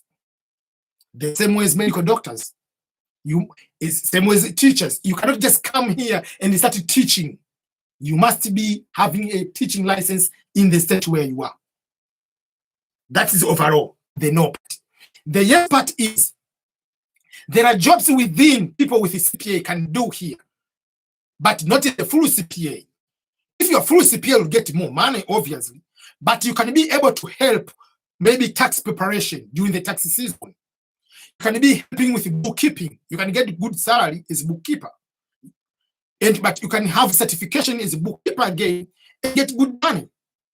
So overall, for me, I usually tell people, no matter what type of level of education you have in your country, there are most of the courses, they require certification. So once you are here, make sure that you get certified in this country. For instance, you are a social worker in your country. Social worker in America, you must have certification to be a social worker here. You are dealing with insurance in your country. You cannot come direct from Kenya and start selling insurance in America. You must take the registrations, take the examination and pass to be a licensed broker or licensed whatever insurance seller, whatever you call it here in the US. You cannot just come here and become a real estate agent and work here. You must have certification to be operating here.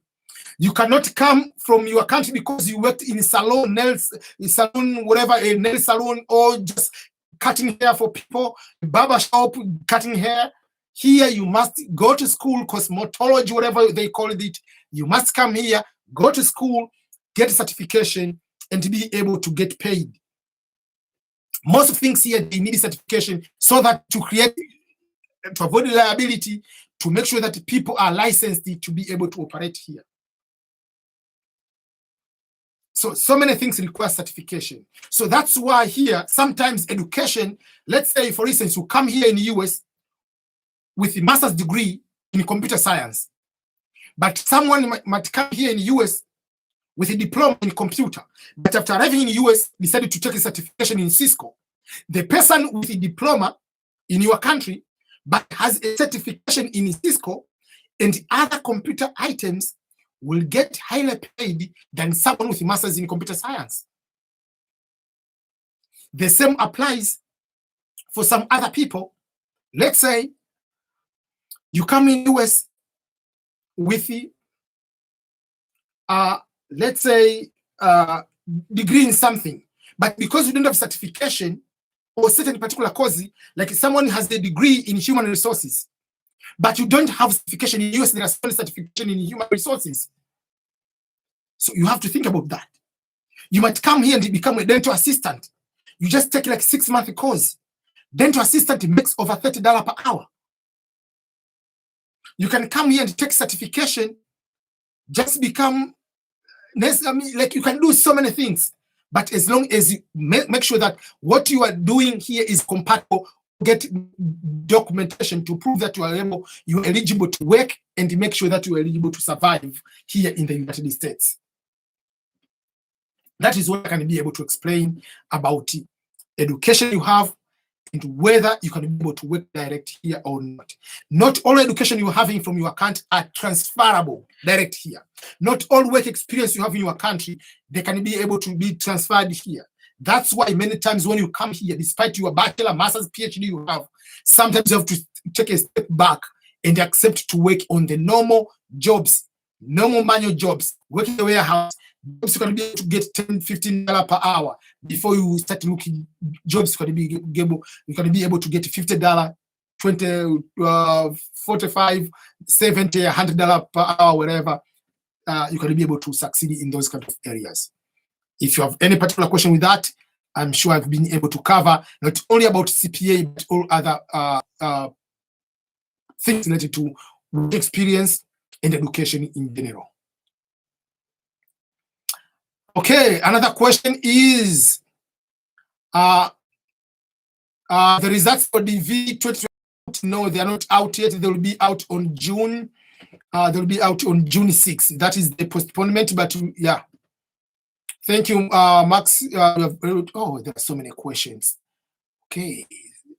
I'm sorry for people. I've been not able to catch up to the questions. Okay. Let me make it easy with the current question, then I'll be going up.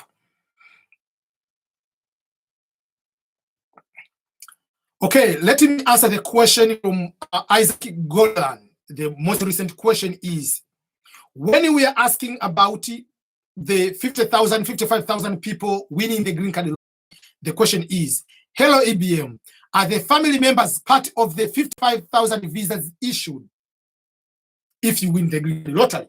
So that is a very good question, Isaac. So let me answer that particular question. Number one, when we are saying these are the number of applicants in the green card lottery, we mean the main applicants.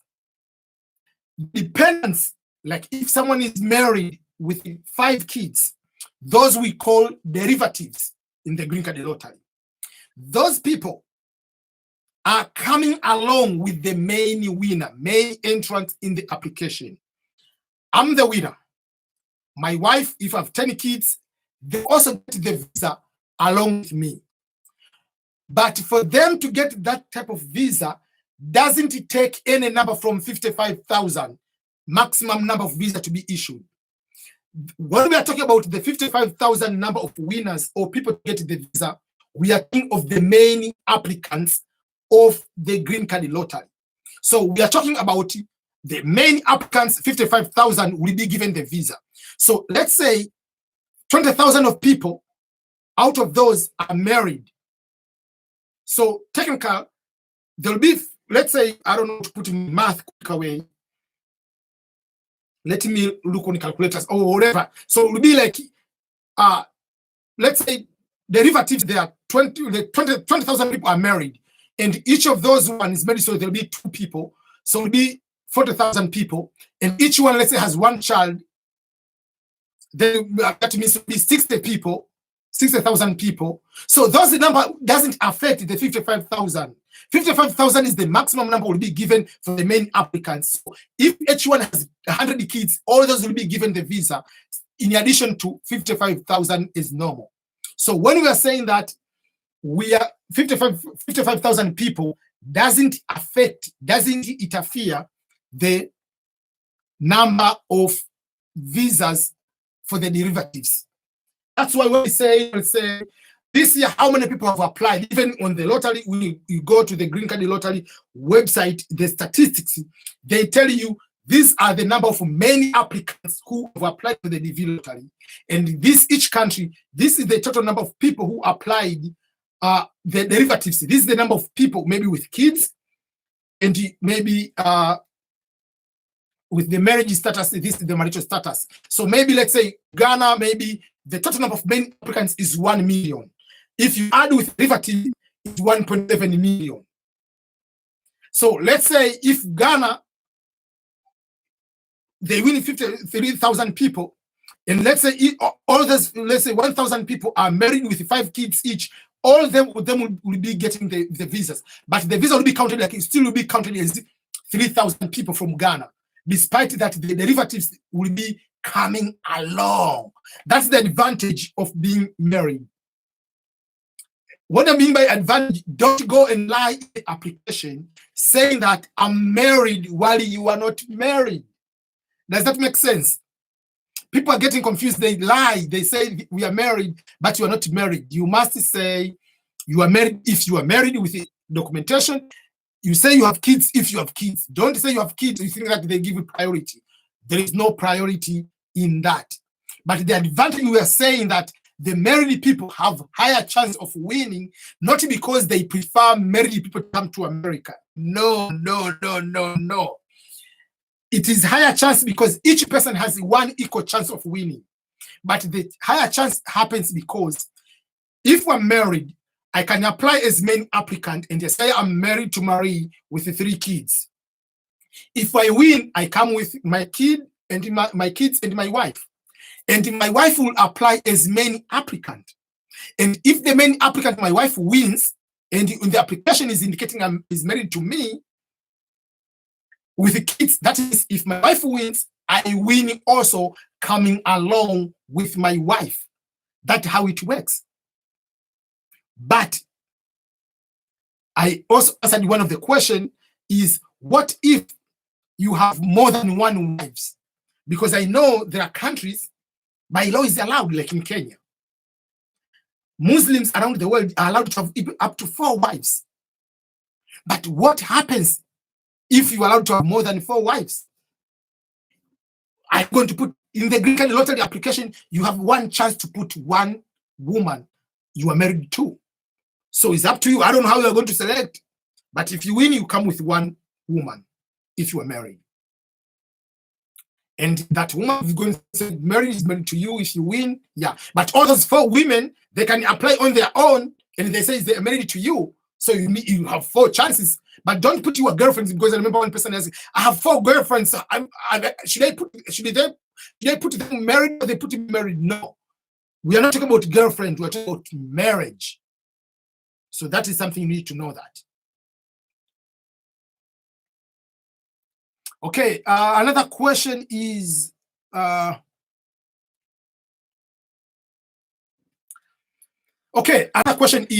this question comes from Irene Napol on the YouTube here. The question is, I have applied green card lottery as a single and they just got married. Will that affect me much if I add my wife detail during the interview? That is a very good question. You don't add your wife details during the interview. You add your wife details during filling the DS-260. Because on the interview, on the interview are all people who have been added in the DS-260 are the one who will be coming to the green card lottery interview. So once the lottery results are they're out, let's say you applied on October 10 last year, then you got married maybe on December before Christmas, or you got married in April, and then you want the results coming out in June. You don't need to wait until the interview date to go with your wife. They don't request them. You need to have to fill the information of you that are married on the DS-260. DS-260, Department of State, form number 260 is an immigrant visa information form, which fill all the details that include that you are married. And the KCC, when they request the details, they will send you the email, send the following information, send us your passport. If you have kids, send the information of your kids. If you are married, send us the marriage certificate. And when you go to the interview, you go with your wife. So you add your wife before you fill DS-260. Another related question I can add, people are asking, so that you can be able to, so that you don't need to ask this question. Another related question is, I applied for the green card lottery as a single. I have a girlfriend or fiancé. Then the results came out on June 6th. I won, but I'm still single. Can I get married? Yes, you're allowed to get married. So get married and then fill the form. The only exception is the US Embassy will try to find out if you decide to get married so that you can give someone green card, just a matter of green card, or is a genuine marriage. So you need to prove that this is a genuine marriage. And there are some people, I know them, the Tanzanians, they got married after the results came out, their fiancé. But they say, yeah, obviously we're going to get married at one point.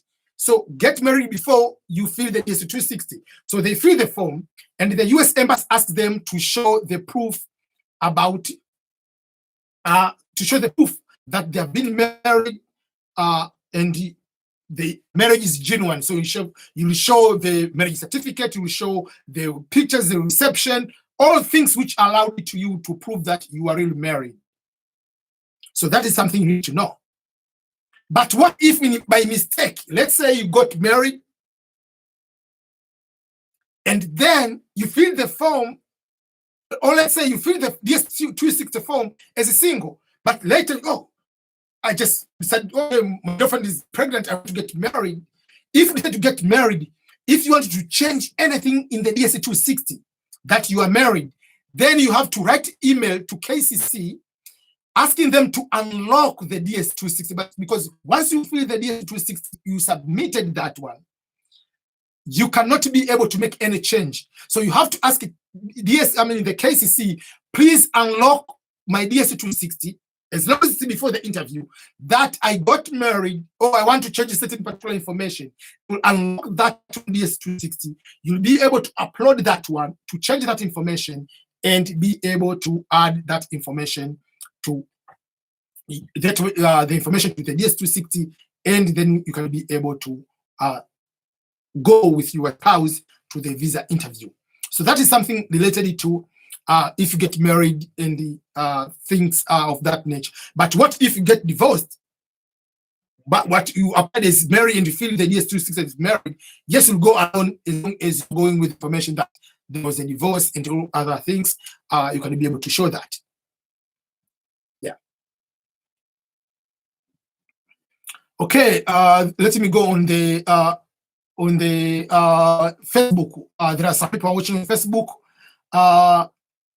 Okay, the question from Melchizedek is, question is, I just joined you, but what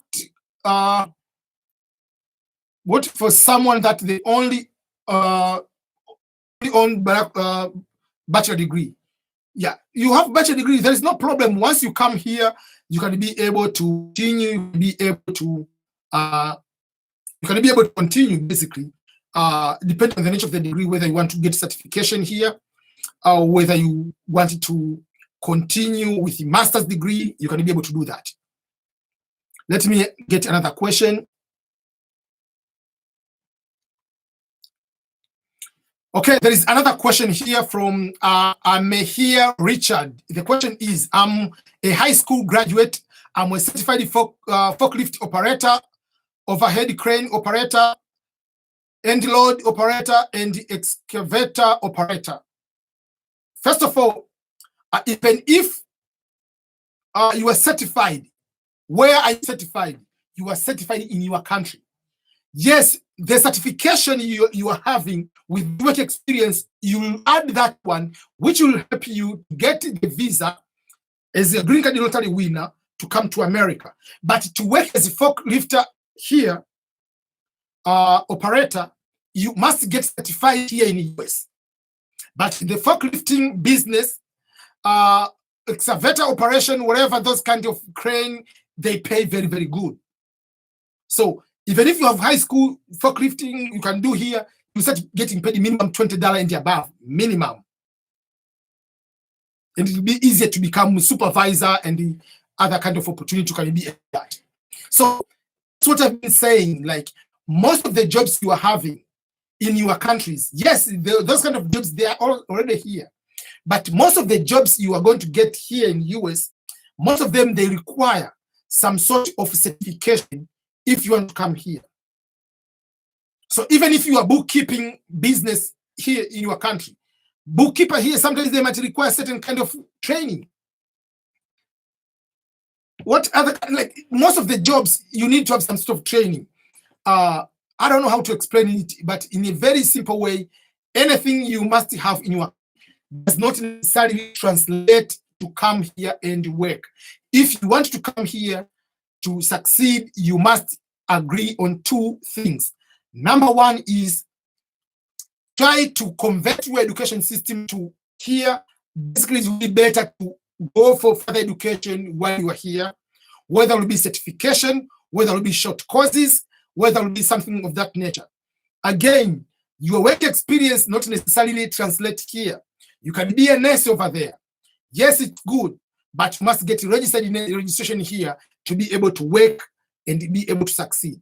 But you must be able to agree that you will start with the low jobs.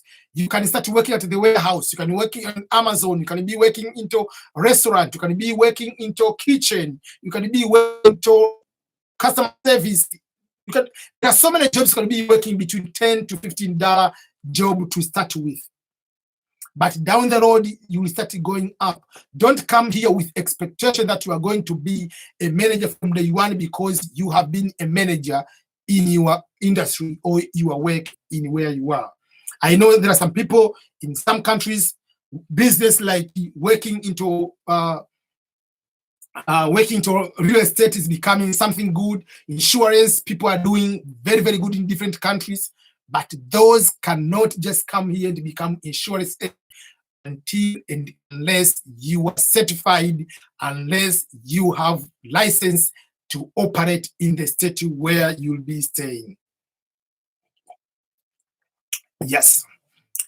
So that will be able to answer your question is on that one. There is someone is having a related question. The related question is coming from Abdi Mahdi.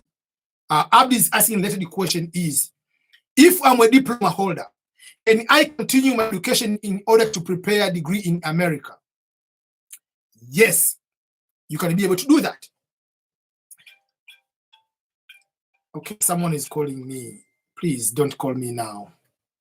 I'm on the live. Okay, so if you are a diploma holder, can I continue with my education in order to prepare a degree in America? Yes, you can be able to do that. And in order to do that, they'll take high school mostly. And depending on the nature of your, please don't call me now. This is the problem. Sometimes when you are live, someone wants to then call you right away. So, okay, so depending on the nature of the diploma, some of the courses in diploma can be translated direct here and take some few courses. So can you continue with education here? And another related question, someone asking right now, Pro Daco, he said, I hold a diploma in healthcare assistant. Can I use it to work in the US? Again, the answer is yes and no. It's no, because most of healthcare here, you don't just come and just working here. There are certain kind of certification you need to have. So you might have healthcare over there in your country, but once you come here, there are certain requirements of the particular state. So you must also get certification here. But because you are in that field, it will be quicker for you. And to get a certification into healthcare here is just less than 6 months, or even some in 3 months, you can be able to start running. But working in healthcare system is very, very rewarding here in the US. You can get a lot of jobs and they pay very, very good. Okay, let me go to another question. Okay.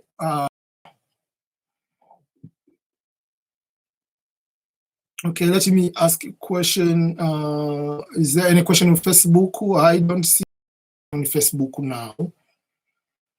Okay, so there is someone, my friend Amon Amos from Netherlands is saying, excellent and brilliant information. Thank you a lot. Thank you too, sir. I'm sure you are doing very well over there in Amsterdam. Yeah, I'm sure one day I will be able to, when I have a long over, we'll be able to have some coffee around there when the coronavirus is over.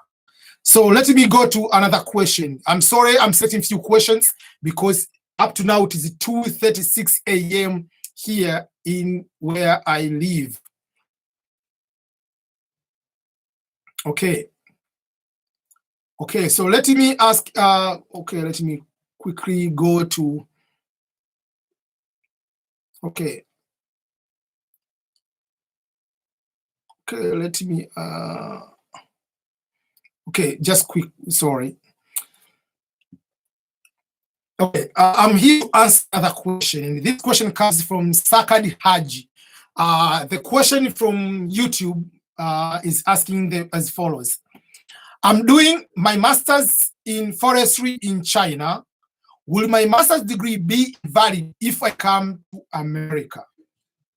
So this question is all about overall whether it's degree or PhD. What if you have bachelor degree in your country, or master's degree in your country, or even PhD in your country? Will that be invalid in the United States? Absolutely no. Bachelor degree is bachelor degree all over the country, all over the world. Whether you get a bachelor degree in Chinese, in Arabic, in Japanese, in Swahili, in Tagalog, in whatever language, French, whatever language you are going to take a bachelor degree or master degree or PhD, is valid. What they need to do, for instance, for bachelor degree, worldwide requirement to make sure that you have a bachelor degree is when you have 120 credit hours, or we call units. So if you have those one, obviously that is the bachelor degree.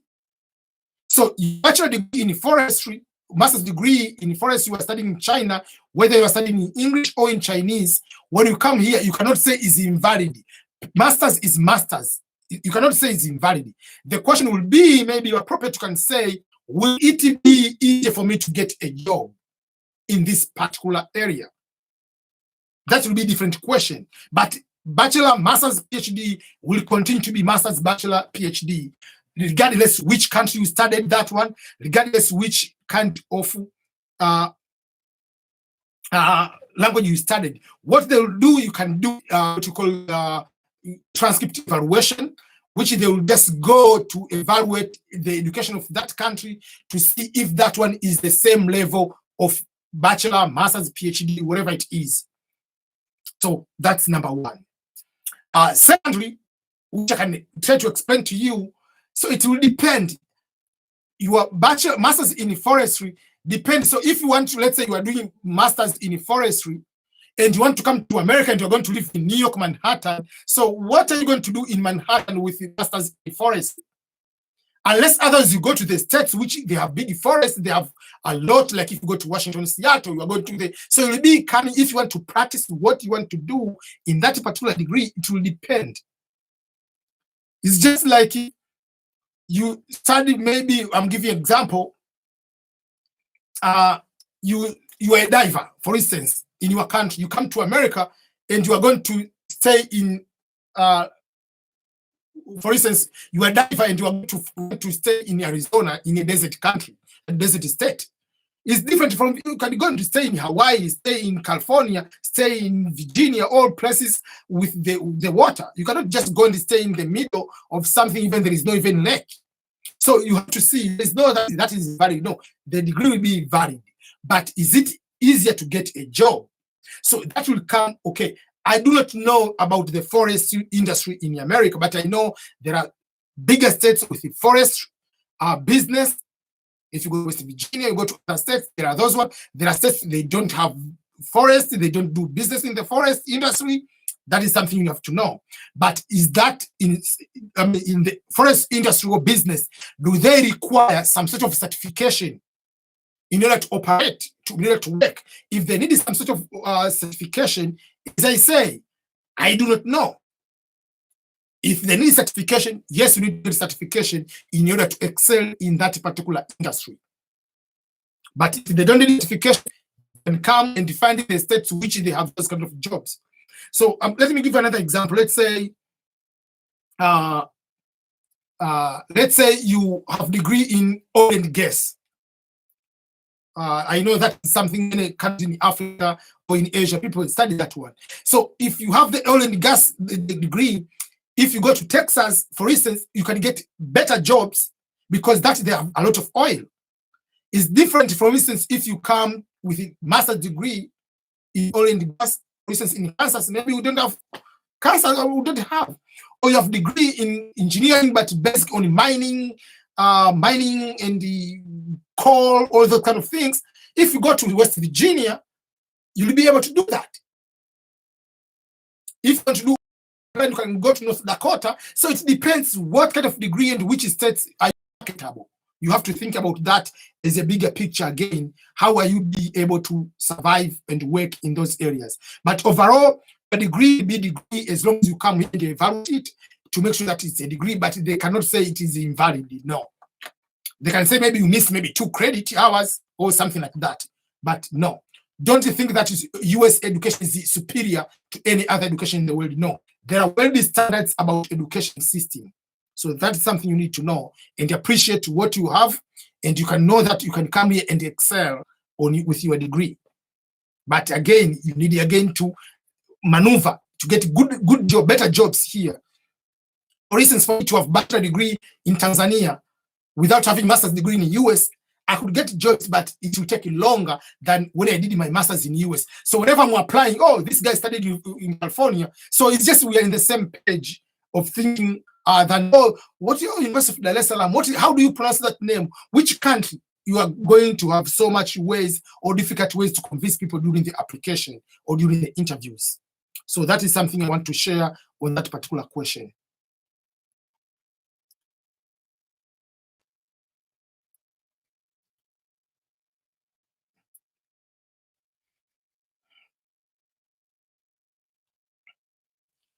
Okay, Benjamin Ozor has a question. The question is, please, what about psychiatricness? Do they pay good? I don't know whether I pronounce the correct way, but in a very simple way, anything in the healthcare, medical, regardless of what type of that one, I don't know, I don't understand, I'm not the medical person, it pays well. And that's why you can see there are a lot of people, immigrants, studying health systems here in America, or they become nurses. I know a lot of people, they are nurses. It's not like, oh, it's a guarantee way of getting good job, getting job in any state, no matter financial challenges we are facing. Even now with unemployment hitting 33 million people during this pandemic time, still healthcare professionals are highly needed. The jobs are there. Even during the financial crisis in 2008, 2009, still healthcare professionals were still there needed. So whatever you are studying, whether it be a medical doctor, whether it be a dentist, whether it be a nurse, whatever it is, anything in medical pays a lot. Maybe you can ask me a question, and people are asking me all the time, like, so if medical field pays a lot, special nurses get paid $40, $45, $50, and during this pandemic they get paid even $100 per hour, why didn't you go and study and become a nurse or in a medical field? So let me explain to be a little bit about this one. Not because health care systems pay a lot, that means you must become a nurse. The point is, are you capable of becoming a nurse? Do you have that kind of vocation? Are you self-motivated to become a nurse? Because sometimes, yes, it gives good money. I agree. But not all the time it's about money. Yes, we need money. I agree on that. Personal, for me, becoming a nurse or anything about medical is very, very difficult for me. For me, if you take, like, what are those ones? Like, I don't know, let's say, whatever those things you put, the water drops you put into your eyes. This is not a drop, but I'm giving an example. For me to put the water drop in my eyes, I cannot. I remember when I was going for the first time to do the eye test, the doctor, the eye vision doctor, whatever, had to put this one. My wife had to take me. I was just like, everybody, like, I cannot open my, I don't want to put anything in my eyes. I cannot do that. I cannot put the water, like, or something like eye drops to someone else. It's very difficult. For me, it's not out of my way of doing things. So if I become a nurse, I'll be the worst nurse ever. Though, yes, you'll be paying me a lot, but I might get, like, some anxiety attack. I can be stressed out every day. I'm going to work. I know I'm getting paid well, but I'll be every day upset. Every day I'm not happy with what I'm doing. So that's the reason why I didn't become a nurse.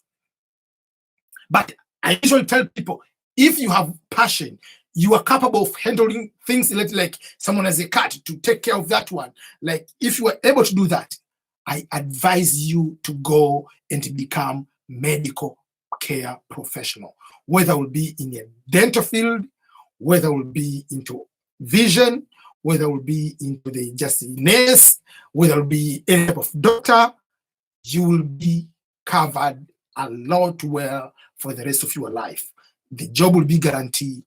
And even if you are just like a student, to come as a student, you become a nurse, and you go to some of the states you are registered nurse, let's say you go to South Dakota, North Dakota, West Virginia, those smaller states, it is very easy to be sponsored and get a green card by work than if you go to California. They have so many people. You go to New York, they cannot go and sponsor you because you are a nurse.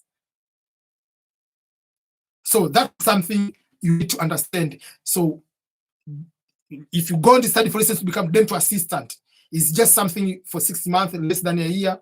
You get certification, you get paid at least for, like, dental assistant can get money nearby registered nurse, because remember, dentists are highly paid compared to other doctors. Yeah, so that is something also you need to know about the medical fee and how much they pay. They pay very, very good. So for the nurses, $50, $45 per hour, that's normal. So you are talking about at least 7,000, 8,000 a month. That will be the salary of a nurse. Okay, there is a question.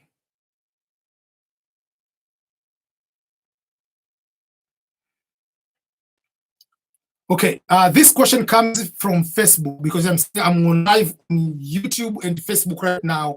I was in live on Instagram and YouTube, so now I'm answering the question from YouTube, from Facebook. And the question comes from Livingstone. The question is, I take a Bachelor of Degree of Arts with Education at St. Augustine University of Tanzania. Advise me on applying MA master's degree and jobs in the US. I'm new in those procedures. So I'll answer that question, because this question is repeated, because many people are asking me, I have a degree, or how easy it is for me to get a job in the United States. So let me answer that question.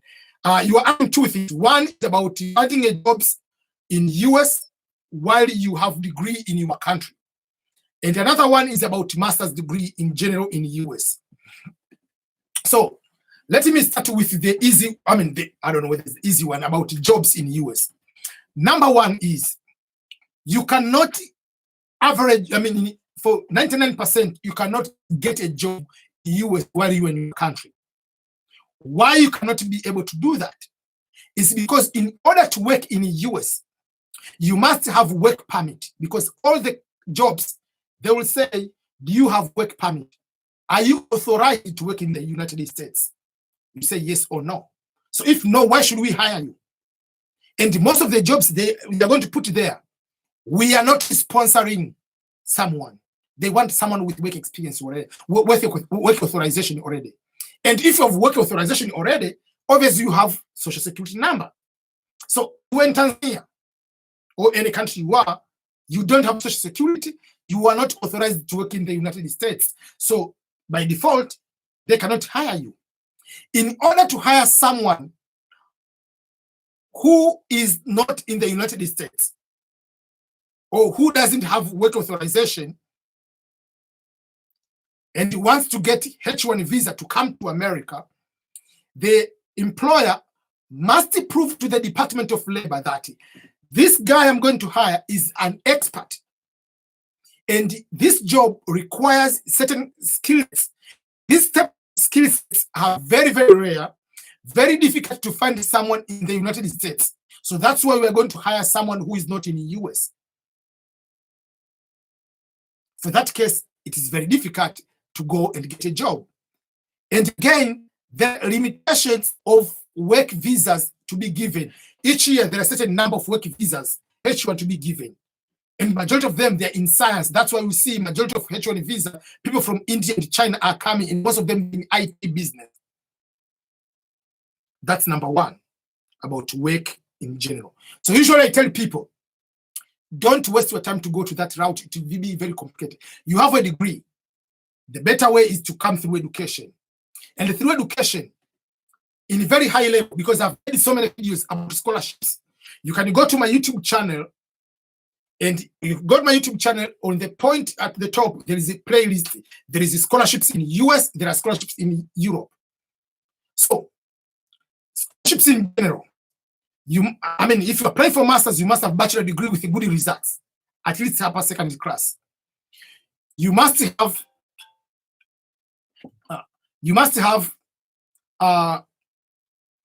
good results, number one. Secondly, you must take the admission test. You must take English proficiency test. By English proficiency test, you have to take the TOEFL or IELTS, Test of English as Foreign Language. Is the American version. The fee is about $210. Or you have to take the other exam? The IELTS, International English Language Testing System, British version, is around $250, $300, depending on the country you are. You have to take it through the British Council. You take one exam.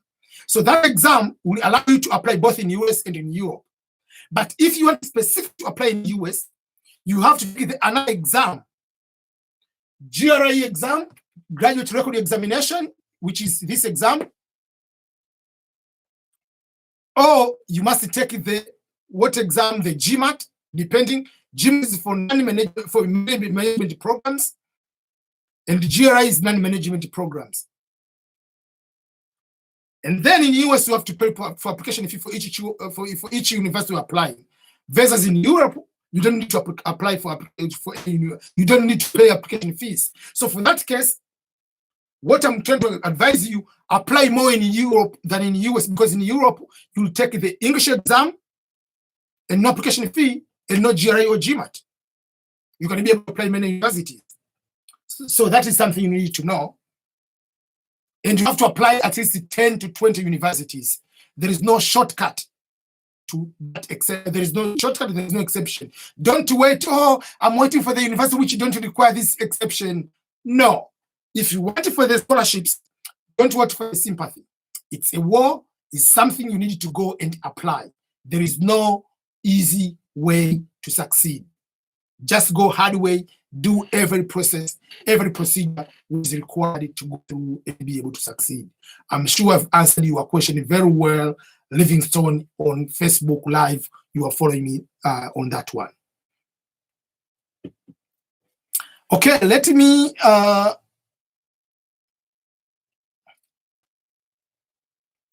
go to another question. Okay, a question. Michael, you asked the question. Michael Afu Donkov. Okay. Let me answer the question from Michael Afu Donko, YouTube question. The question is, you promised to make a video about work experience concerning the V lottery. Okay, I already made a video about work experience and education requirement, but I want to answer this one, especially because that's when I made that video. I don't know whether I confused the people, but I want to make more clarification about work experience and the education, basically, and how they relate into the basic requirements for someone to apply for the green card lottery and be given the visa, but also how education and or work experience related to the possible public charge issue. So stay with me on that one. I'm going to explain this one so that you can be on the same page, because many people get confused. Okay. The minimum requirement to apply for the DV lottery is either of the two: a minimum of high school education to apply, and up to PhD or postdoctoral studies, whatever it is.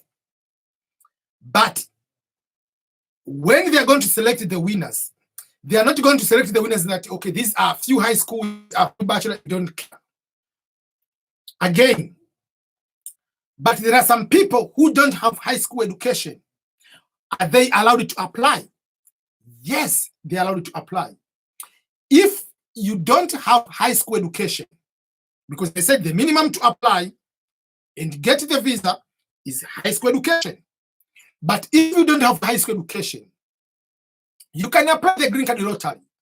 And you can indicate on the part of the education, maybe primary school, or you went to secondary school, high school, no diploma. That means you didn't finish. But you end up in primary school, you can apply. But if you don't have high school education, you must have at least 2 years of work experience in the past 5 years, recently 5 years.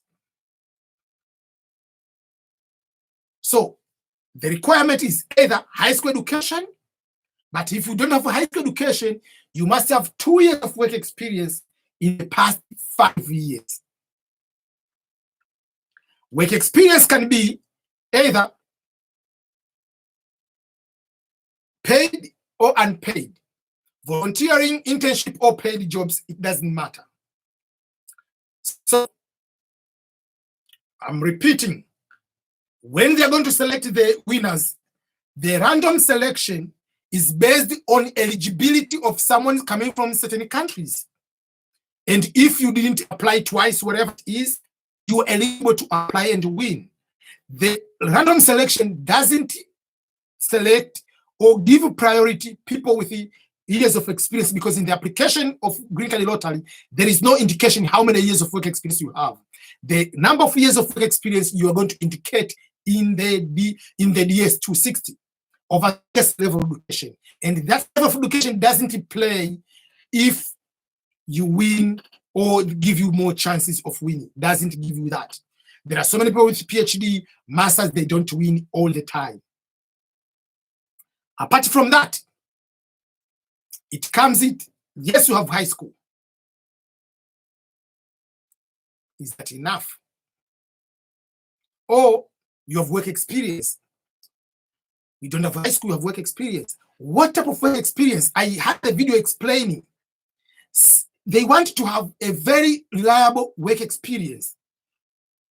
Not just farmer, just I caught a garden, caught an acre of just my corn or just some maize for me to eat at home. They want to have, do you have training, proper training? I'm a security guard. Do you go for a training to become a security guard? And how many years do you have experience as a security guard? So make sure that you have certification or special training and good work experience. And you need to prove by showing the contract, if you have a contract.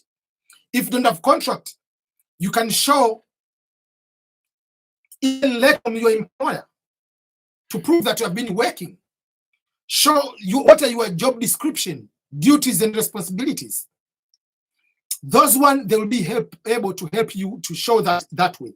But if you have bachelor degree and you have 2 years of work, 4 years, just combine. Even if they say we want this one or this one, it doesn't have to have both.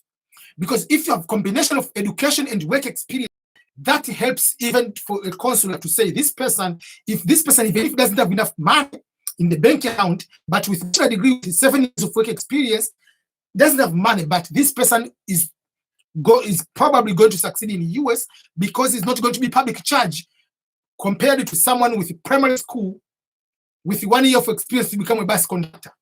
You see the difference when they are going to determine about the public charge. They are looking all those kind of work experience, education, and other factors.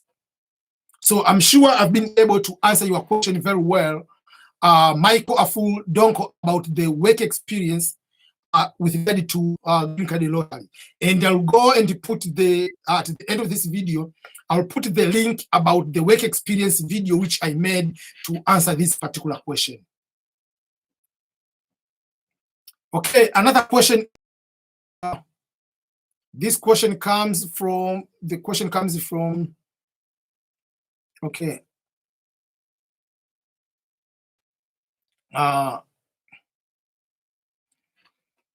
Okay, there is a question. This question comes from Daniel Gyamfi. The question is from YouTube. The question is, please, Mr. Ernest, I want to know, I'm 30 years of age. Can I join the security agents when I win the lottery? Okay, that's a very good question, but we have to identify what type of security agents you are talking about. Because that in US, that is a different kind of concept when we're talking about security agents. Are you talking about when we're talking about security agents, are you talking about the working in the military, working in the police, working into security guard kind of private one, or working as a private contractor in the security, or you are talking about working into the, what kind of security are you talking about? Like you're working as a security. Yes, you are allowed. It depends on each job. They can have certain requirement about the age, yes, and how fit you are supposed to be. If it is in the military, you are supposed to have maybe certain weight-wise. They will look about that. They look about fitness, things of that nature. You can be able to do that. So yes, you are allowed, and it depends on those kind of factors whether you'll be allowed to join or not join. But if you come here, for instance, want to join the military, for instance, you want to become a police with a green card, yes, you can be able to join. But or you want to become a security guard, yes, private contractor, they are there. But if things related to federal, you are allowed to, first of all, to become a citizen first. But if you want to join the military, you can join the military, then they'll give you citizenship to become, to be able to continue working security. Yes, you can be able to do that. But some of the security, they require clearance, and you cannot be working in security with a if you don't have clearance. And the clearance is given to the citizens. So that would be the easy one question to answer. Okay, let me ask another question.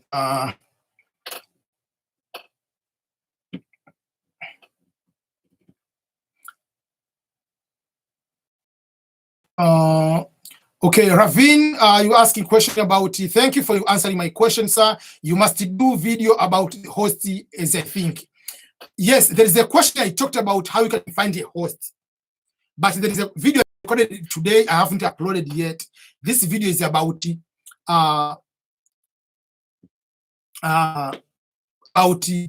host is not about I don't know.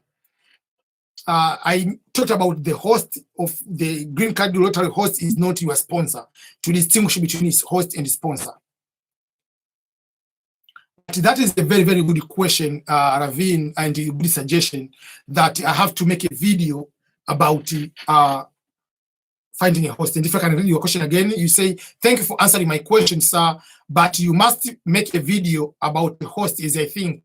As I mentioned, I made a new video about people to understand about host, that host in the United States is not equal to sponsor. So people are confusing when it comes to public charge that, oh, I have a host in the US, so that is my sponsor, so I don't need to have public charge. No. I've made a video for explaining about that one. That means host is not a sponsor. Host is just an address, someone helping you where to stay in America. You can find your own apartment on where to stay.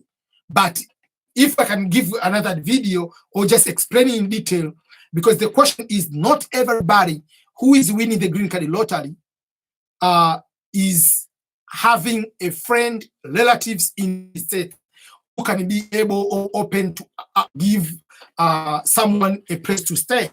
Is very difficult. It's not easy. So how do you get a host in the United States?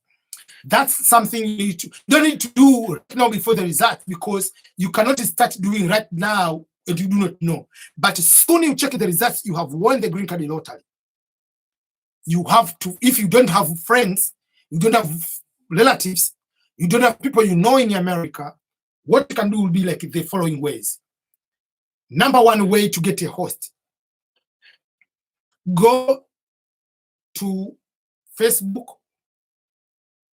go to Google search, and find diaspora associations in America or in different states, because for instance, there is association for people from Ghana, maybe in DC.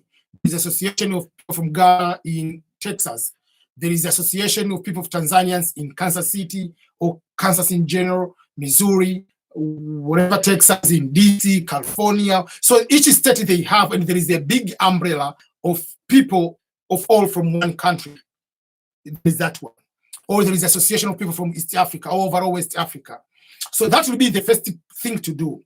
You can find those people, find the leaders, and ask them, I have won green card lottery. I don't have a host.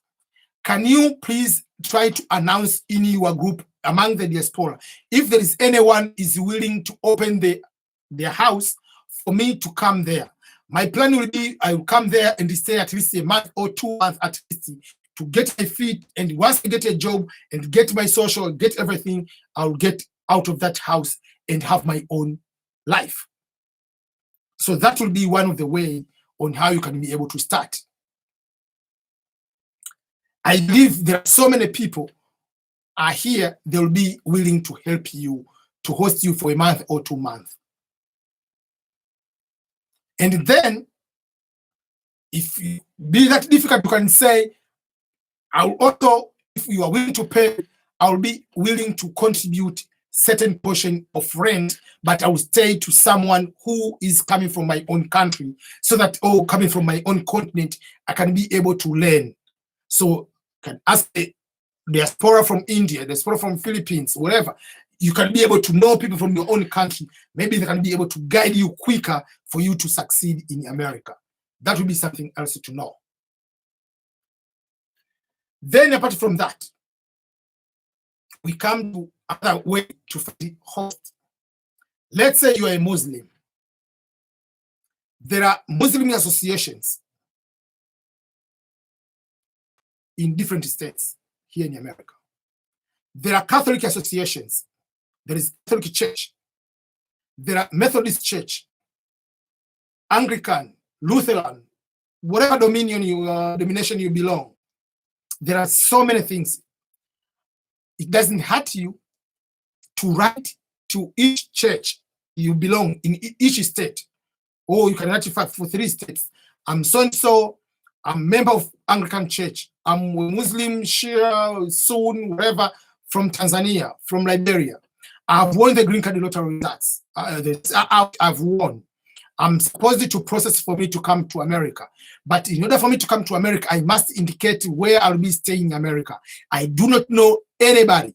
And you are writing to a priest, you are writing to church leaders, you are writing to a sheikh, you are writing to imam from the mosque, or to your Jewish, whatever you are going to write, you express like, I would like to find someone who is willing and kind enough to open their house for me to stay there for 1 month, for 2 months. Then I'll find my own life. I'm willing to contribute food or something at the time. I can come with just a month or 2 when I'm staying there to contribute some bills to be able to pay the bill. So if you do that, you can be able to get someone. But you must be very, very cautious. Once you get someone, you must agree, the person, you have to agree, what are the terms when you are going there before you go? Am I going to pay any amount when I'm there? Because you might just come here, you stay after the first week and they say, oh, give me 1,000. The person has to be upfront, like, I will help you on these items, I'm not helping you on these items. It will be a very good way to know those things in advance. You can be able to do. So that will be one of the way, because I've seen so many people, they come here, they come to the host, because you didn't talk at the beginning, you end up into so much trouble. Someone is expecting for you to pay, but you didn't discuss. Someone is expecting you to clean, you didn't discuss that one. Someone is expecting you to hold, to be helping with the children, you didn't discuss that one. Or you didn't discuss for how long are you expecting to stay. You were expecting to stay for a month, but I mean, the person for you, we thought maybe I can stay for 6 months. Someone is thinking about 1 month. So you need to discuss those things in advance so that you can avoid any type of quarrels happening for you.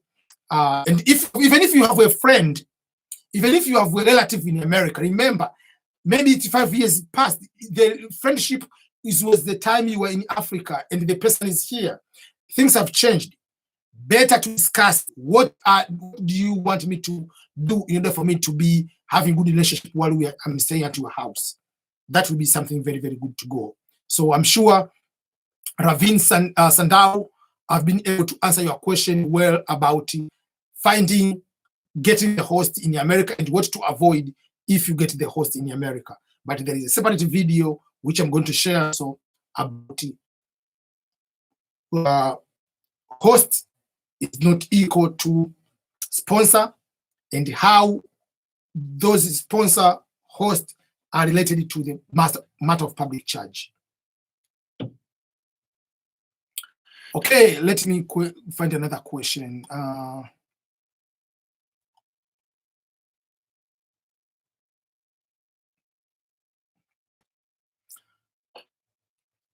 Okay, the question also is coming from YouTube, and this question comes from DJ Frankie. DJ Frankie says, I applied while in Uganda, and when I'm selected while I'm in another country, can I continue the process or I have to go back where I applied from? Thank you. So I've already discussed this one another time, but I'll go to answer this particular question because we are closer to results. And I believe so many people, when they applied for the Green Card Lottery back in October, November last year, they were in different countries, in different cities. Things have changed. Maybe they were in their home countries. Now they are working in Dubai, working in Eritrea, working in Saudi Arabia, working in Turkey, working in US, whatever country you are. So what happens in that situation? Are you supposed to go back or you can process in another way? That is a very, very good question because that question has two aspects to consider. First of all, let me start with saying application of the Green Card Lottery doesn't matter where you are at the time of applying. The eligibility of applying the Green Card Lottery is not physical location of someone where you are. And the chances of winning doesn't matter where you are at the time of application. The eligibility for the DV lottery is based on the nationality of someone, citizenship of someone. Does that make sense? You are Ugandan. You applied the DV lottery while you're in Uganda. It doesn't matter whether you are in Uganda at the time of applying. It doesn't matter whether when you applied you were in Dubai. It doesn't matter when you applied for the DV lottery you were in Kenya. It doesn't matter when you applied for the DV lottery you were in the US. The US government or the green card system will treat you as Ugandan regardless where you are at the time of application. So this I'm going to answer before I go further to your question. But the same related question people are asking all the time is, I want someone in the United States to help me apply for the DV lottery. Because if someone applies in the US on my behalf, the likeliness of me winning is higher. The chance of me winning is higher. No. There is no that kind of, that is a myth. It doesn't matter. Even if for me, I fill the form for you in the US, it doesn't matter. Even if I put the address of care of Ernest Makulilo, Belton, Missouri, it doesn't matter. It will treat you as Ugandan, you as Tanzanian, you as someone from Sierra Leone, you as from Ghana. It doesn't matter where you are. So that was the first question I want to, the first thing I want to address, that eligibility doesn't care where you are, is your nationality. So you applied, it doesn't matter where you are. The point is, where will you process your green card lottery after winning? Once you win, you have to fill the form DS-260. DS-260 form is the form for the visa. Remember, when you win, there is a letter you'll be getting, the first notification letter that you have won the green card lottery. It will include your nationality because you won. It will give you the case number 2021 AF for Africa, S for Asia, 000, blah, blah, blah, blah, the number. So if it gives you that way, when you fill the DS-260, the visa form, you will indicate where do you want to apply and get the visa. So if you're in Dubai, DJ Frankie, I don't know where country you are right now. Assume you're in Turkey or you're in Dubai. When you are processing, assume you believe you know that within the next year I'll be, that's in June, and your case number is maybe far, is not far along. You see, like, okay, maybe at this year, still my interview will be maybe in March 2021. March 2021, I'll continue to be in Dubai or I will be in Turkey. So you can say, because I'm in Dubai, I'll process my visa in Dubai. So you'll put the where you are going to process your visa is Dubai. That's what you can be able to do. But if you want to process your visa in your other country, you are from Kenya, you can say I'll be processing my visa in Kenya in the DS-260. So when they give you the visa, the certification, the interview letter, the notification that you are going for the interview letter will indicate the country of the interview, which date and the time for the interview, and that date and time and where the interview will be done, will be conducted, is reflected from or is taken from the visa form you fill the DS-260. So this takes me to another part of this question. Assume now that is when you are single. So assume you are married or assume you have kids. You fill the form, you're in Kenya, you are Kenyan. But right now, you are studying in Sudan or you are studying in Germany.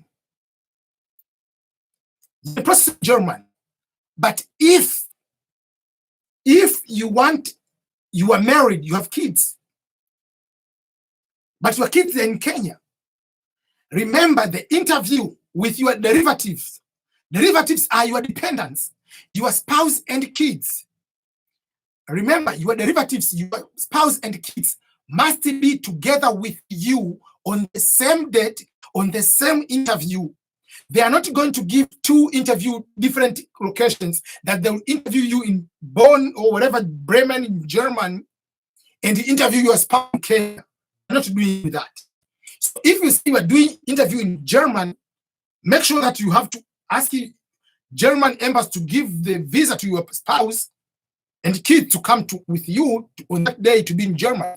Or otherwise you to get from Germany to go to Nairobi to do your interview. So it's up to you what to choose. So if you are single, you can do whatever you want. But if you are married and you have spouse and the spouse in a different country, my advice will be it's better to process in your mother country because it is easier for you to go to that country. What if you say you are doing your in this other country, but you don't get there? And you have already processed everything and you will be in so much trouble because you must all appear in the same interview because your spouse and your kids are derivatives are coming under your umbrella from the main entrant applicant or winner. I'm sure I've been able to answer that one correctly into all the aspect of the where will you process your green card lottery if you have won the green card lottery. So it's up to you. You can process in the country where you are right now, or you can go to your mother tongue country, your native country. But remember, in the police clearance record, you must submit a police record for all countries you have lived after when you have been 16 years old and above. But if you have lived in any country for 6 months and above, you must have the police clearance record. So if you are from Uganda, but you live in Dubai right now, you have police record from Uganda, you have police record from your other country where you are right now. Okay.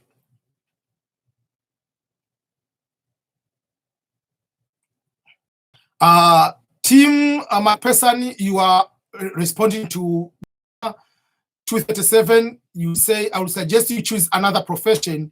There are already way too many accountants in the USA. I recommend you to for healthcare.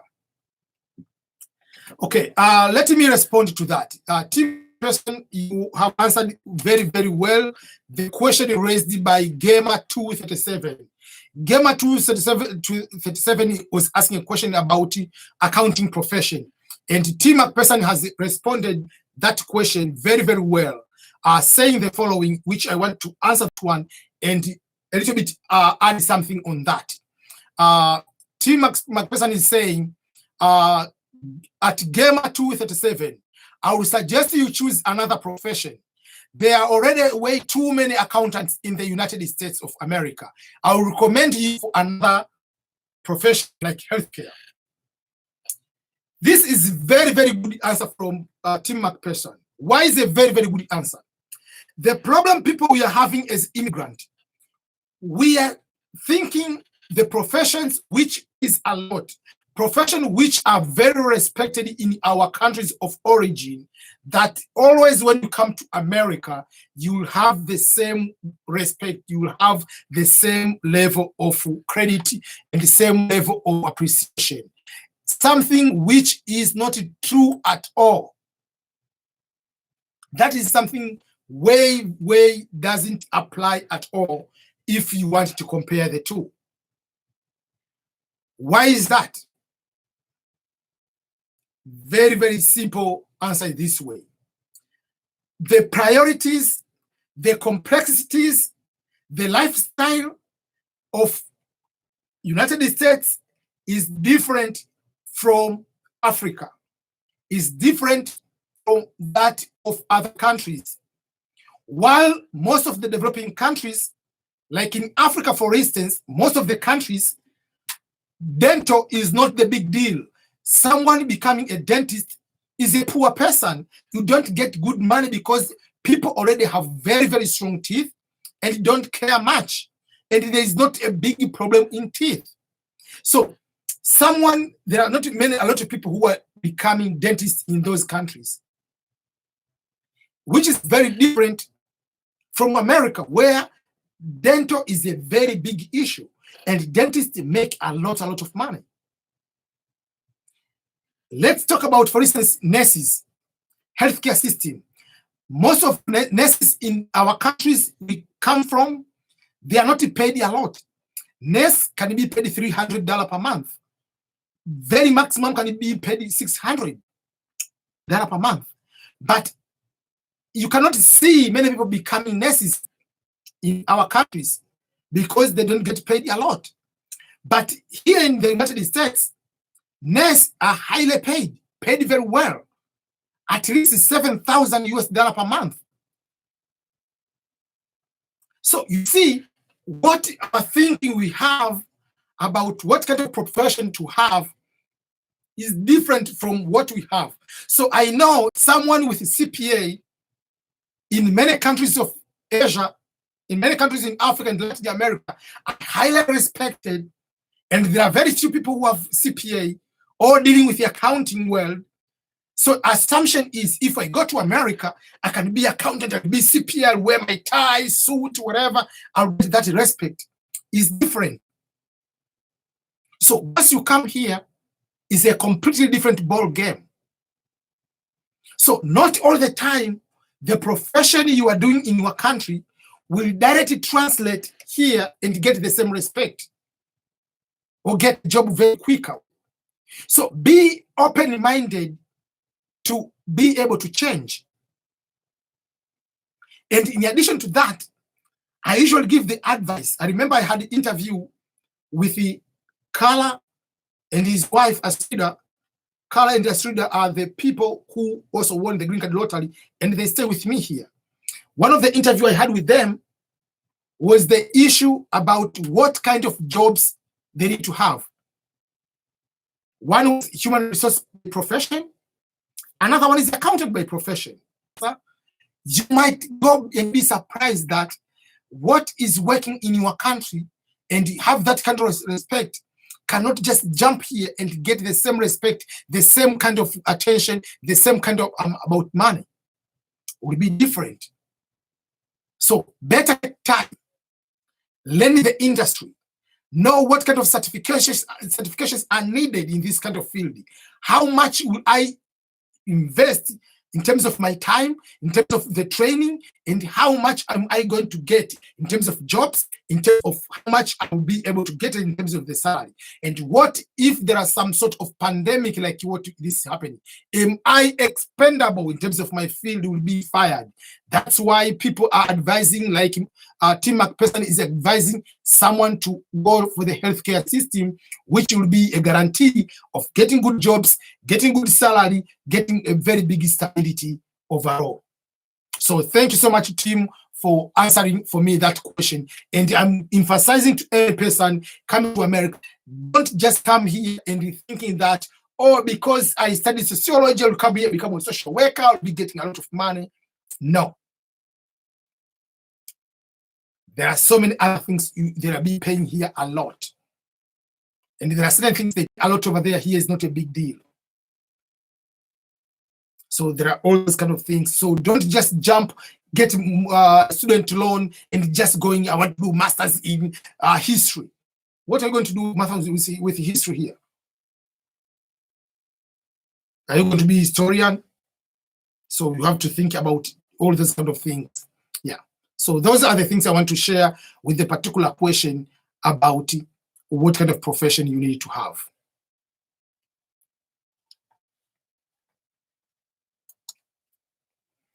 Okay, let me find another question.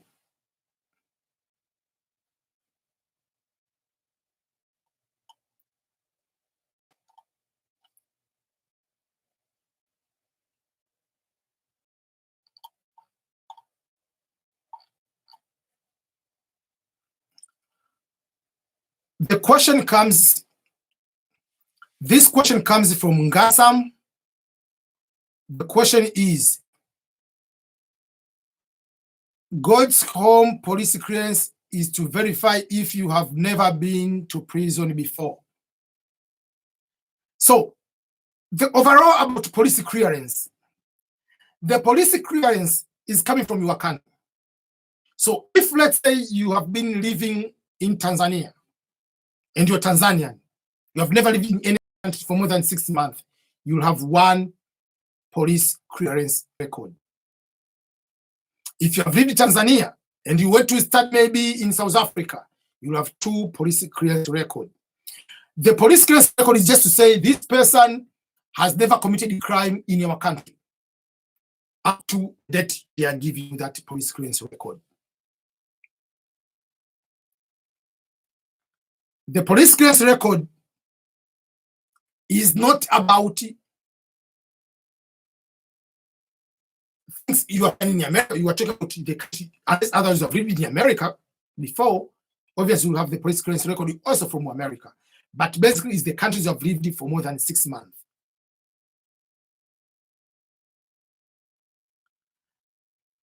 It depends. For those people who live in other countries, usually they have bigger challenges to get a police clearance record from their home countries. Or, for instance, you lived in Dubai and you are no longer living in Dubai, you live now back in Kenya or back in Sierra Leone, back in Liberia. The problem people are facing is how can you get the police clearance record from the country you have never lived again for 3-4 years before? You have to find a way to get it. You don't deny that you have never been to that country. Let me answer something related to that, which I've been asked in the WhatsApp, not today, but it's something related a couple days ago. That question was, what if I lived in this country, I was deported? Will that affect me? Overall, it's no, but sometimes yes. It depends on what caused you to be deported. If it is a serious crime, or it's just the visa was expired and then you're supposed to go back to a country and you didn't go, obviously that is not a big deal. But if you committed a crime like a drug dealer, for instance, obviously that will be a red flag for you not to be given the visa, green card visa, despite of winning. So the police clearance record is just overall what have you ever committed a crime, and if you have committed what type of crime. Yeah.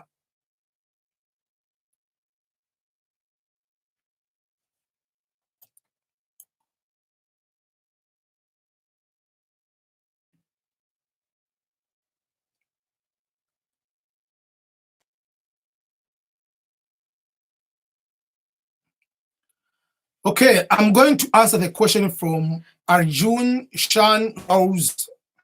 The question is, what is limited hours to working in the USA? Those who have green card especially. Please give me the answer. Thank you so much.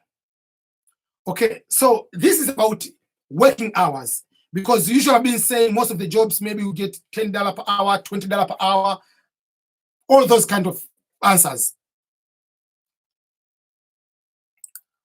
But let's talk about working hours in detail. How many hours someone is allowed to work? But this is asking specifically for people who have green card in lottery or green card in general, whether you come by lottery, get from work, you get from family, you are green card holder. I'll answer that question, but I'll also answer in extended to other types of visas. Let me start with the green card holder. Green card holders have no limitation of how many hours are supposed to work in the United States of America. You are allowed to work 24 hours per day. It's just your energy. But most of the jobs, they have, when we say full-time hours, is average maximum 40 hours per week. That is full-time. If you exceed 40 hours per week, you are getting overtime. Overtime is you are getting, let's say your job is supposed to get maybe $20 per hour. So if you go overtime each hour, you will get that $20 plus 50% off on top of that. So you get $30 per hour instead of $20 per hour. That is full, when you work overtime. But the maximum hours in a normal one job, in most cases, is 40 hours per week. Unless otherwise, that company or organization you are working, they are giving people overtime. That means they are paying more for that particular purpose. But if you want to work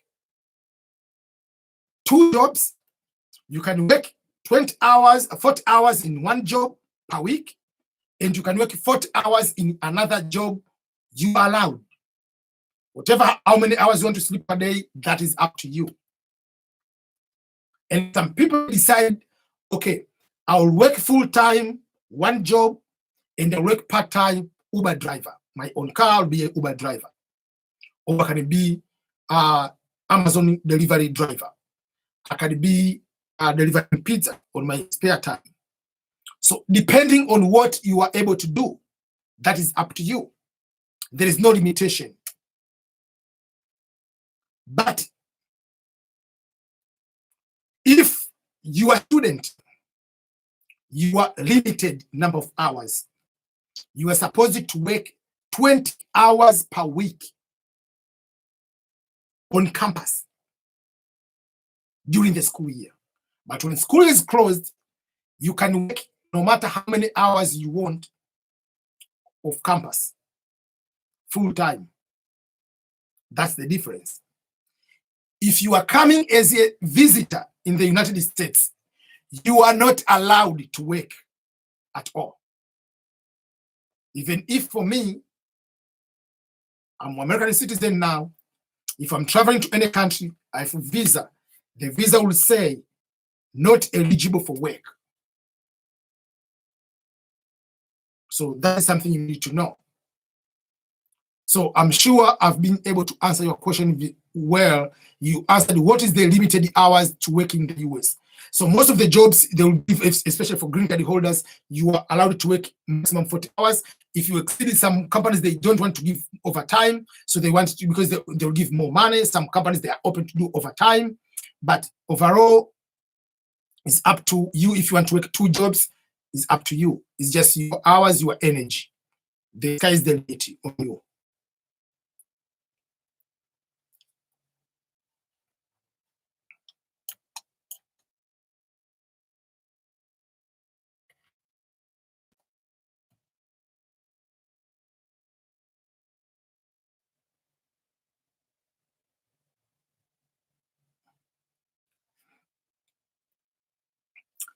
Okay, the next question is coming from Dennis Makano on YouTube. The question is it easy for green card holder who is in the United States to migrate to Canada? That is a very good question. I made a video about if you want to relocate to Canada, but that video usually is talking for people from other countries. But this particular is a very interesting because he's asking someone who is a green card holder in US relocating to Canada. Is it easy? First of all, in the video I posted previous time, I explained it very clearly. People are having a lot of misconceptions and myths about Canada. And this has been overrated so much. People, yes, we know Canada is a very big, huge country. We know that. And we know population of Canada is not that huge. It's not that big compared to the size of the land. So for that case, people get confused. They think that, oh, Canada is just easy to go. No, it's not. The rules, regulations, you must abide to them. Procedures, the same. So, is it easy? If you are a green card holder from US, you are living in US to relocate to Canada? No, it's not easy. Even for the United States citizen, it's not easy to relocate to Canada. Let alone just you as you, because people are making mistakes. Oh, it's just easy, it's easy. No, it's not that easy. You have to know this, first of all, for sure. If you are a green card holder in the United States, you are still a citizen of your country. You are not a United States citizen. That is a very, very crucial point you need to know. So if you are, let's say you're South African, you are green card holder in the US, you are not a US citizen, you are South African. If you are a Sudanese, you are in the United States with a green card, you are a green card holder, but you are Sudanese. You are not American citizen.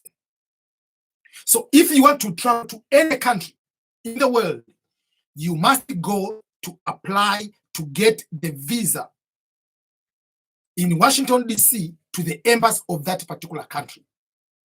If you want to go to Canada, you want to go to Mexico, you want to go any country for vacation, whatever you want to go, unless otherwise you are going to your home country, you don't need a visa. You must get the visa to go. So even if you are in the US, you want to go to Canada, you are not a Canadian. If you want to migrate and to start the life in Canada, it's not that easy, because you'll continue be a citizen of your own country. You'll not be a US citizen. You are treated of your own citizen of your own country. I will give you specific examples.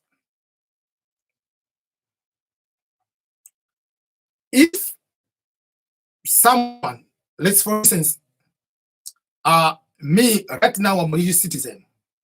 If I'm traveling to Kenya, the flight stops in Amsterdam, and they have 10 hours layover, or I have 2 days layover, I can decide to go out of the airport as an American citizen, get the visa at the airport, and then come back in and continue with my travel. But if you are a green card holder, you are a citizen of your own country. If you are Tanzanian, they will not give you the visa, quicker visa, just to go out quicker and just come upon your arrival. No, they're not doing that. You will continue to be treated as a citizen of that particular of your own country. So if you want to relocate to Canada, they will treat you like any other citizen of your own country. If you are from Ghana, you'll be a Ghanaian. If you are from Sudan, you will continue to be Sudanese to process to go to Canada. Yes, there will be a support, like, okay, you are from US, whatever, like, but still there will be strict. It's not that easy. Even a US citizen, myself, if I want to relocate to Canada, there is a very tight procedures. Even a Canadian cannot just come, oh, I just want to move to America.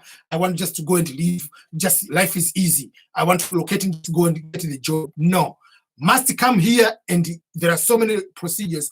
Have someone else to follow in order to get a legal way to work here in the US. And by the way, Canada is just like life is. The Canada and the US is almost the same. I don't know, but for me, Walmart is Walmart, Target is Target. They're almost the same thing as in Canada, the same means. I don't know why you need to relocate to Canada while you are here. It's up to you, whatever you see, which is best for you. But I cannot just only kind of to establish myself here, then move to Canada. If I want to move, I can move to developing countries and maybe make better of it, but not to move to another first world country and just start competing the same kind of lifestyle.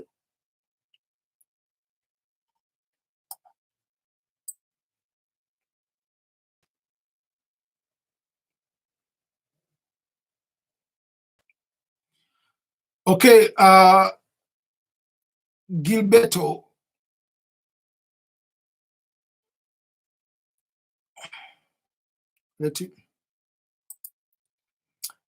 Okay, let me answer one question.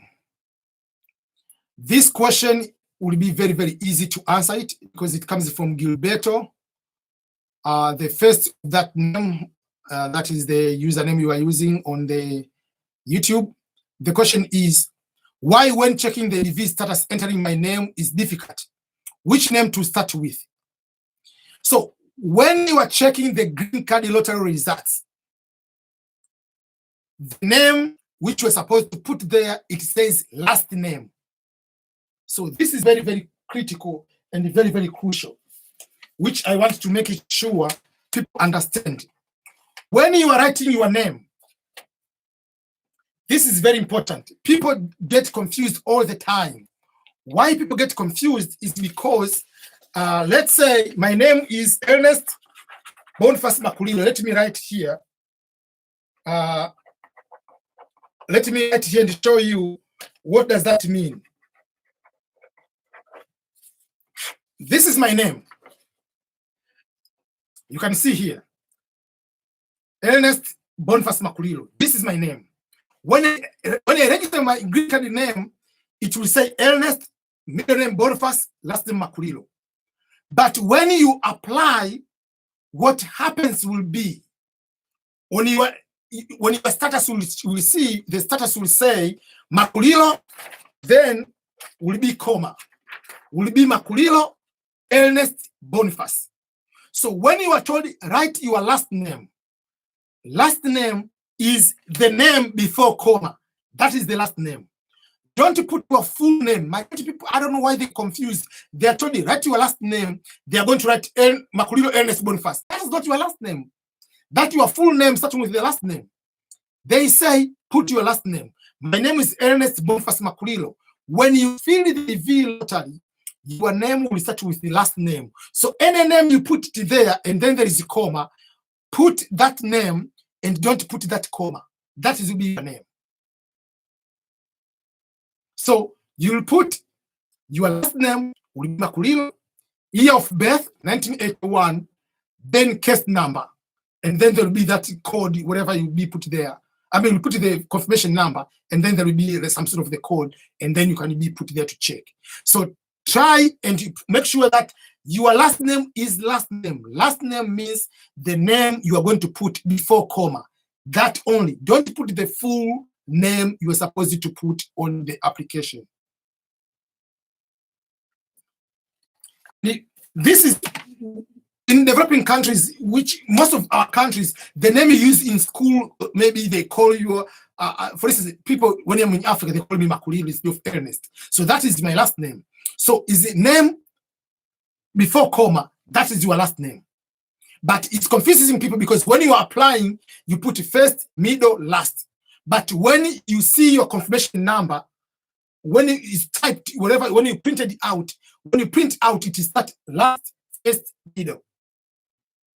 So last name, it will be Makulilo, and then comma, then first and middle. So the name which is on your passport, or the name which is on your paper, without the comma, before comma, that is your last name you need to put on the checking on your results. I think that will be able to clear to make sure that you are able to do that. But let me add something quick on that because you are asking about checking the results. Because you're asking about checking the results, the quicker way is, what if you have lost the confirmation number? You cannot be able to check the confirmation number right now to retrieve the confirmation number. If your confirmation number, you lost the confirmation number, wait during checking the results and go there, you tick lost the confirmation number. You will be asked to put your name, date of birth, and your email. The email you use to apply the DV lottery, they will be able to see the confirmation number. But if you have never accessed if you have lost the way access to your email, make sure that you have the email you used to apply for the green card lottery. That email is very, very, very critical for you to be able to apply on anything. So let me take like 30 seconds break or 1 minute break. I have to change the battery again for my my camera here, and I'm going to answer more questions for that case. And I'll put the link on every simple small question I'm going to answer. I'll go to upload because many people cannot be able to watch the entire, because up to now I've been live for over almost 3 hours, 2 hours and 57 minutes, almost 3 hours. People cannot be able to follow everything. So I'm going to break down into smaller questions and I'll be able to upload those ones. So let me take, I'm going to take water to drink and I'm going to check it to get the new battery.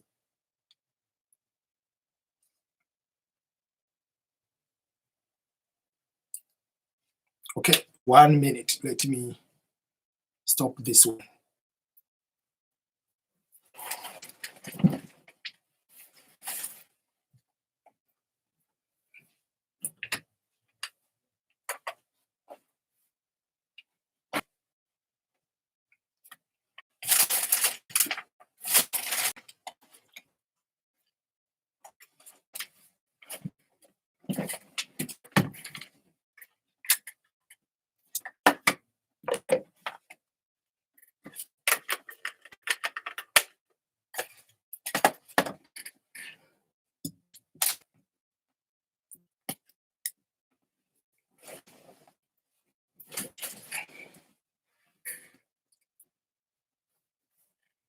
Okay, I'm changing my my camera a little bit here, the battery. So there are so many parts which I have to make sure that people understand. And we almost have been here live over 3 hours, so I think this will be more than enough.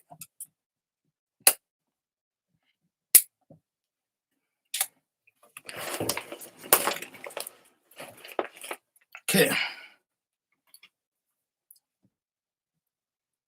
Okay. Okay. So many things going on here. I'm live on almost like 3 items. So let me make sure that I'm on the perfect way to answer everything. Okay.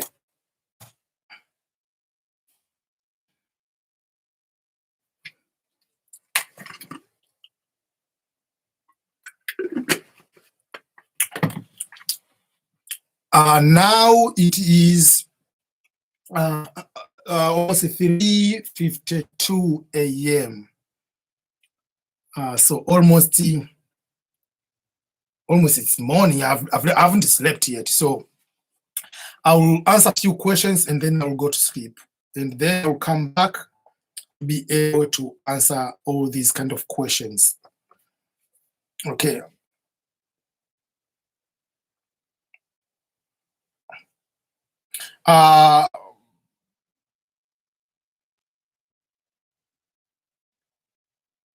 The quick question is, okay, let me answer some of the quick question.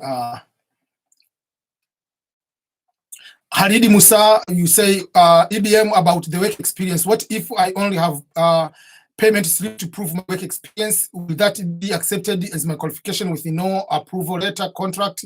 Please answer.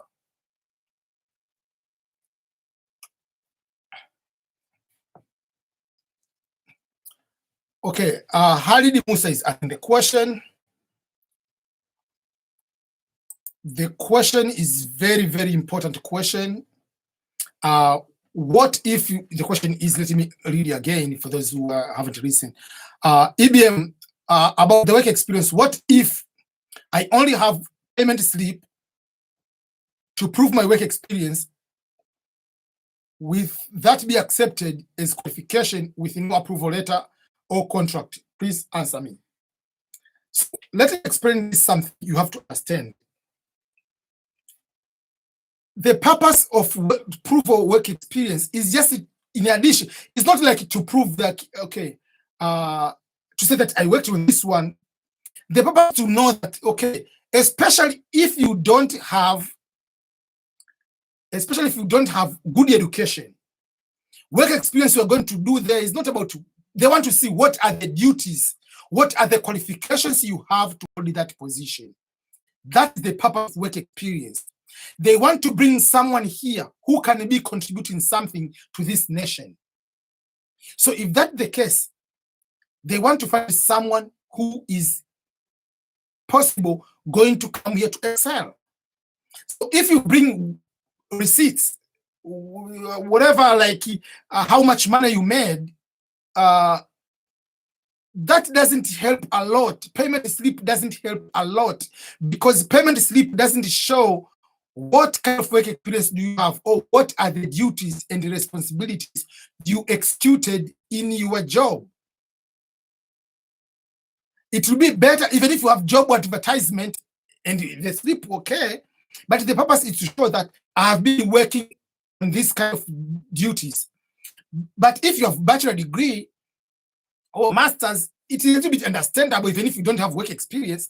But if you don't have you don't have a good education, better to find whatever, anything rather to show that you can write down these are my duties if you want, and along with the slip just in case. I think that you can be able to work, but make sure that if you can be able to get either the job advertisement if you have the same job advertisement, or to get a letter from your supervisor, like, okay, so and so is working with us, I'm his or her supervisor, and these are some of the job description is going to execute or is doing while he's here, or if you have the contract.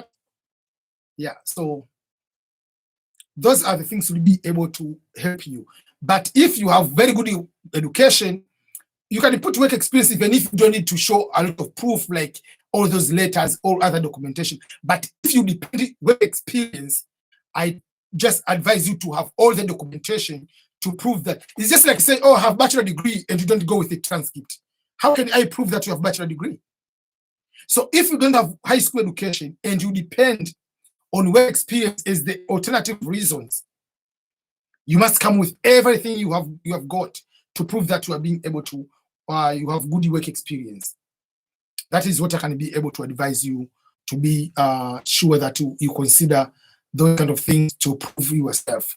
It's just like you cannot come on to prove that, oh, I'm eligible to, I'm having bachelor degree, I have master's degree, and you don't show any transcript. They are not going to accept that one.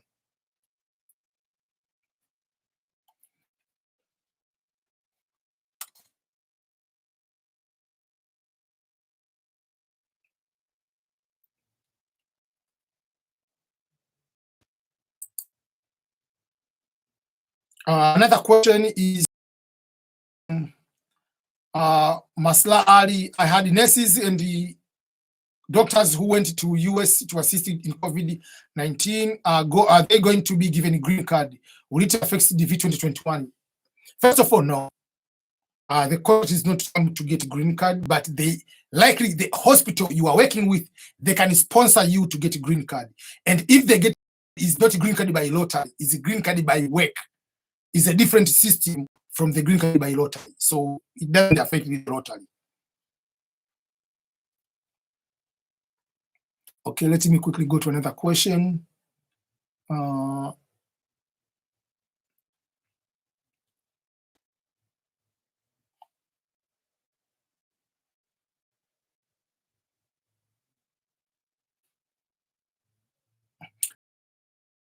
Sir, can I provide my 12th grade school results because of coronavirus?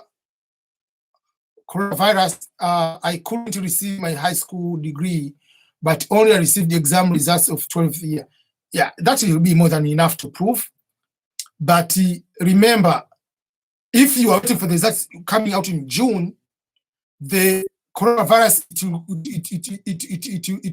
will be gone, and interview maybe in March 2021, whatever it is. So it will not affect you anything at all. So you can be able to make sure that you continue that one. Okay, another question.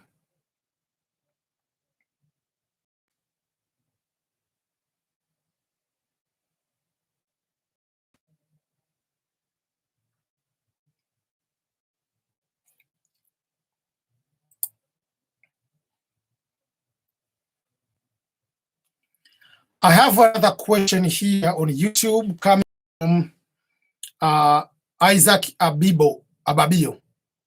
I'm a recent graduate and I haven't saved that much to provide that I'm financially stable. So in that case, how do I prove to the consular officer that I won't be burdened?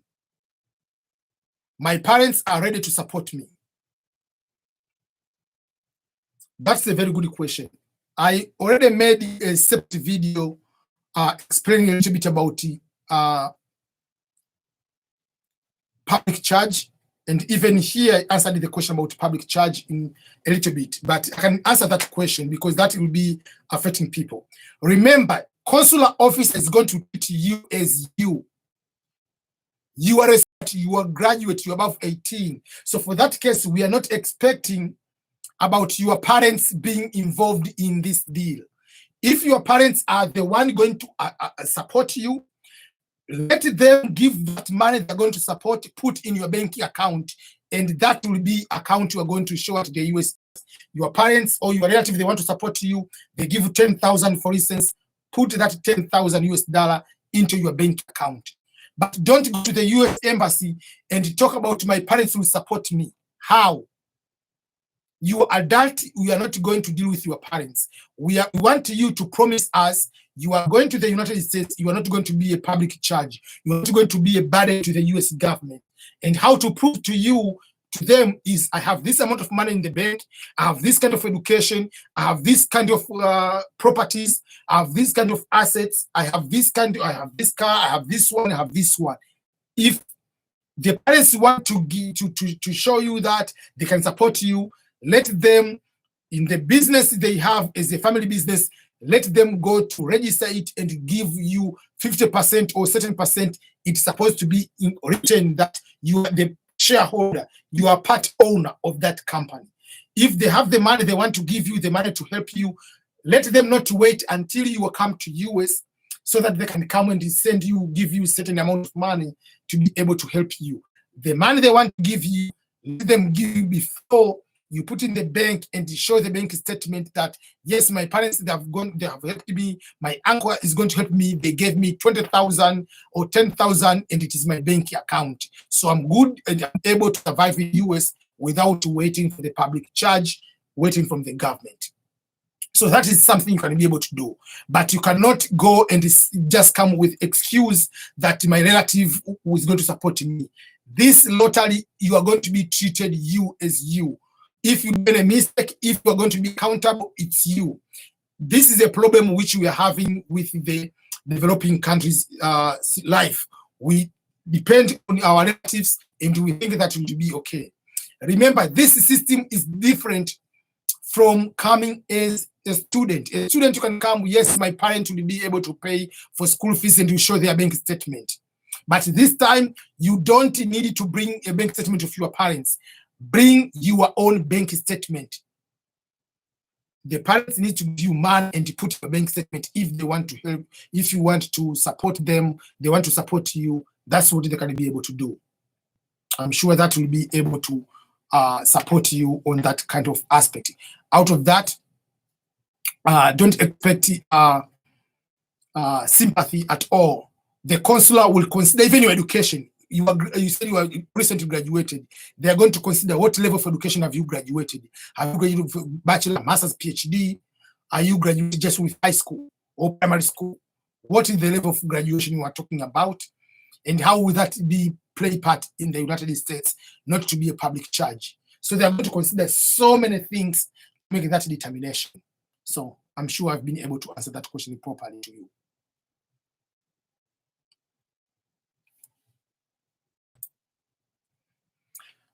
Okay, let me find another question.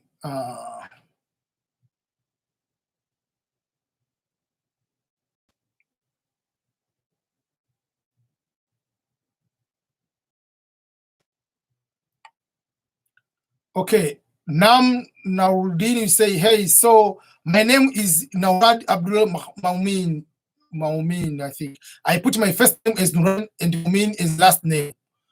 So, and I make middle name is I don't have middle name. Yes, if you put it that way, so when you are going to check your green card lottery results, the name you're supposed to put on the results will be Maumin. That will be your last name. So you don't have middle name. So you put in your last name, full name. They want your last name. Matito online say, please, if you make a mistake in your wife's name when you are filling the DV lottery, will you be selected? Yes. They do not know what is the correct name. You will win, there is no problem. But it depends on what you be by mistake. You cannot say your wife's name is Jane, name is Joanna. That is completely different story. But if your wife's name, for instance, is Jane, what you made a mistake, you didn't put maybe double N instead of one N, that is a small mistake. But completely different name, they know that is a scam. You see what I mean? So when you say you made a mistake on wife's name, it's supposed to be different. For instance, my daughter's name is Claire. There are different versions of how to write Claire. I can write my daughter's name is Claire, C-L-A-R-E. There are some people they put A-I-R-E.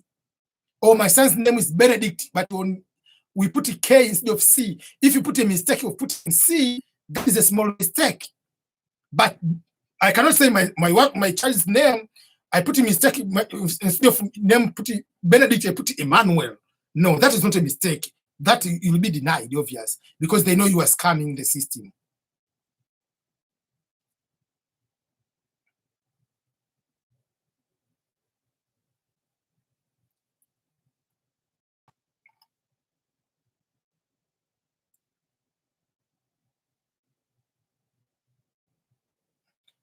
Stephen Odera, you say, hey sir, I'm sorry I got you late. I'm in Bahrain and he wanted to know if it's possible for someone to do interview out of his country. Yes, you can do your interview in Bahrain, but if you have you put your kids or you have spouse, that means you must all be together in that application. Either your spouse must come to you in Bahrain or you to go to your own country to do that interview.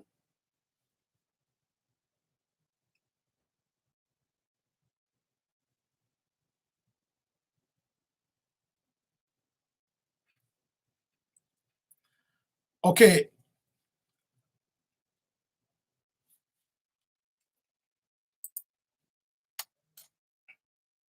Okay, another question comes from IBS TV channel, and the question reads as follows. EBM, thanks for the great work. My question is, when I was applying, I put my daughters in the application, but we don't stay together, and I don't think her mother can allow me to go with her if I win. So there are two things different here, which we need to consider and be very careful to address these things. Number one, if you have a child, regardless whether you stay with that child, whether you don't stay with that child, as long as the child is under the age of 21 and unmarried, must be included in the application, as long as that child is not a US citizen or is not a green card holder already. There is no requirement for your child to be your child to be staying with you. That's number one. So you say you have a child, you'll put your child in the application, you have to put the name of the child, you have to put the date of birth of the child, place of the birth of the child, and again, you have to include the photo of the child. If you win, obviously you're supposed to come with that child in America. But there are certain situations you have to talk to the mother of the child. If the mother of the child allows the child to come along with you. So if the mother allows, that means you'll process to come with your child together to the United States of America. You'll go together to the US Embassy for the visa interview. But what if the mother doesn't agree, doesn't allow for you to come together with that child? So even if you put in the application, you have won the green card lottery, even if you put the application and you put in the DSC 260, but in the interview, you'll go alone because the mother doesn't allow to come with the child. So there will be no problem. You can come to America alone. So when you become a US citizen down the road, if the mother changes the mind, you can be able to file for the child to come along with you. But if you don't, let me give you very, very clear. If you don't put the name of the child in the application form, during the application, because the child doesn't live with you, and if you win, you come later to include that child, it's over. They are going to disqualify you. And you might come in the US, even if you become a US citizen, but because you lied at the beginning, the child might not even be able to come here. So no matter whether the child lives with you, the child doesn't live with you, in the application of the DV lottery, you have to include that child. The matter of coming, that is a different story. If one of the parents doesn't want you to come, you can come along, you did your due diligence, you didn't lie, you put your application correctly, and you make sure that the child comes with you. If doesn't, there is no problem. So I believe I've been able to address that particular aspect. Make sure that you don't lie at all. Make sure that you fill the information in a correct way by adding the correct information of your child. And this is what one of the video I explained, that in order to succeed in lottery, make sure that you are going to put the information of the children you have. So this is the time. If you live in another country, the people I know, you're in Bahrain, you're in UAE, you're in another country, whether you're going to apply to win the lottery, whether you don't win the lottery, ask right now, get the picture of your children, get the picture of your spouse, make sure that you have the picture which meets the qualification of the DV lottery in advance. Don't wait until the last day to go to them. And then you don't have the picture, and then you end up filling without adding them. And when you win, you are in trouble. So that is very, very crucial for you to understand.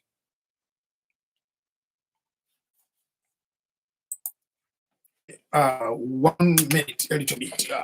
I'm going to answer. I'm going to continue answering the question, but also I'm going to delete some of the videos because the memory card with over 250 GB is full, so I have to transfer some of the videos on my computer and to make it easier to continue with this work. Okay, 1 sec.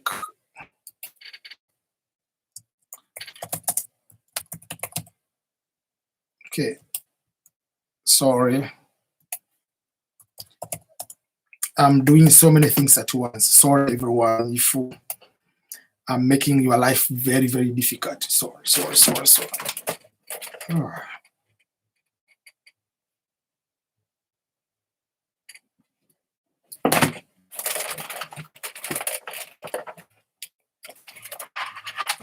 Okay. I'm doing so many things at once. Just one sec while okay, let me answer one question. Let me answer. Okay.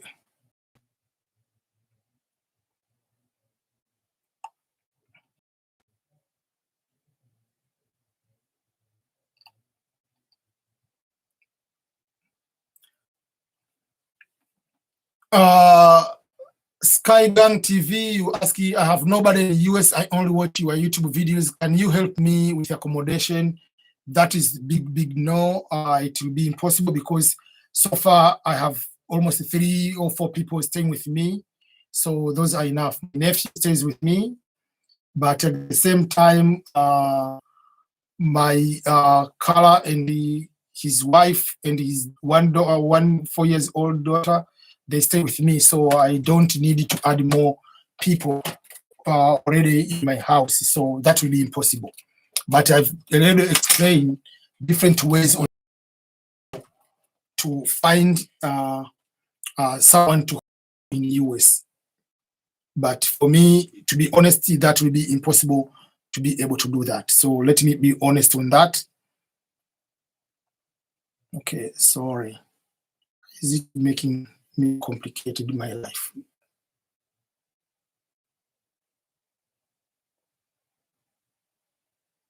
Sorry, guys.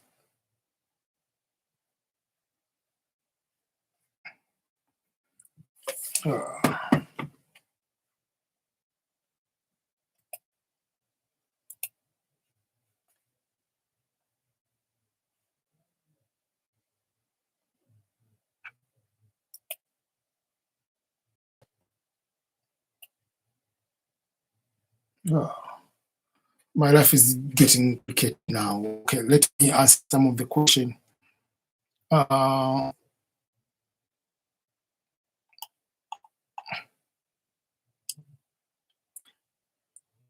Okay, Skygong TV will say, please, I did not add my child because he was unborn, and also my new married. If I win the lottery, can I add this? Yes, you can add any child, but as long as it was born after you applied, and if you got married after that, you can add them on the DS26. Any problem at all. So that will be no problem at all on your part. Why this is becoming so much difficult? Oh.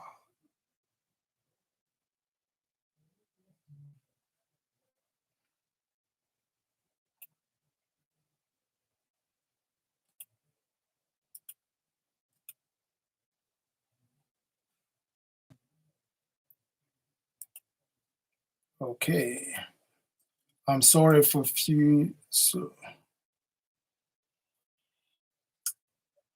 I'm working on moving videos to my computer, and I can be able to keep recording at the same time without any problem.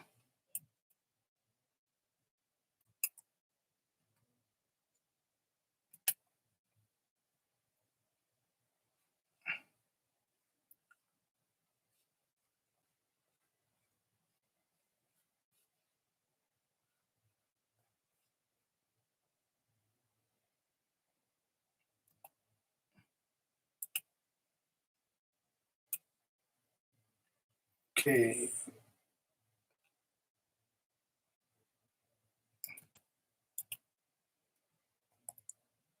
Okay, so videos are moving there. So let me keep answering the question. I'm sorry, everyone. Okay. The question is from Kiachi Maxi. Will your host determine your visa in either way? No. Your host has nothing to help you with the visa at all. It's just the place where you are going to stay. It has nothing to do. But to affect if your host is criminal, obviously they can deny you the visa. If your host is illegal, it will be having some effect. But if it doesn't have any whatever. Felipe Nzaba Hishamunda, dear EBM, I was confused. My names. This is my application form. This will affect my. It doesn't affect my application. So if that is the application form, when it came Felipe, comma, and that name. So your last name is Felipe. So when you are going to fill it to check the results, you have to put Felipe as your last name. But when you fill your DSC 260, then you can correct that mistake. But how to check the results? The name before the comma, that is the last name. There is no question about that. That will be your name.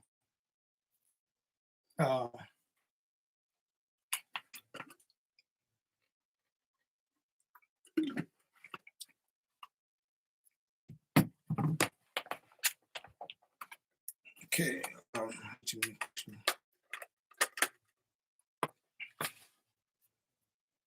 Okay, another question is, how can a student that win the DV lottery can't be a public charge? I've answered that over and over. It doesn't matter whether you're a student, whether you are a professor, it doesn't matter.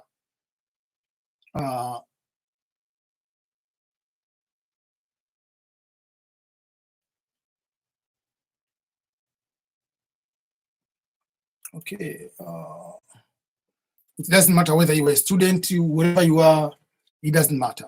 You must abide that. So find, if your parents are going to support you, make sure that your parents are going to feel they are going to give you the money and you put in your bank account to show that you have that money. But you cannot just go and say that they are going to help me just by words. You need to have assets.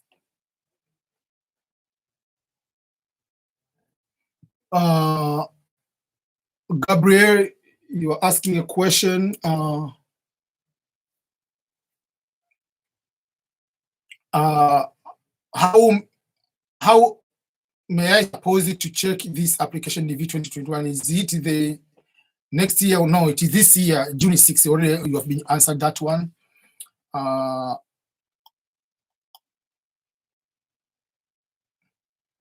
We said, do you have to get a particular bank statement as a student for you? You do not be considered as and public charges about bank statement. Money to be in the bank is one item. You cannot have bank, you might not have the bank statement, you don't have money in the bank, but you have maybe, let's say, if you have 10 acres of land, that is asset. You need to have assets. That is the point. Money in the bank is one among the things. You don't need to have all of them. You can have money, or you don't have money. You need to have apartments, you have home, you have car, you have what assets do you have? That's not about how much money you have.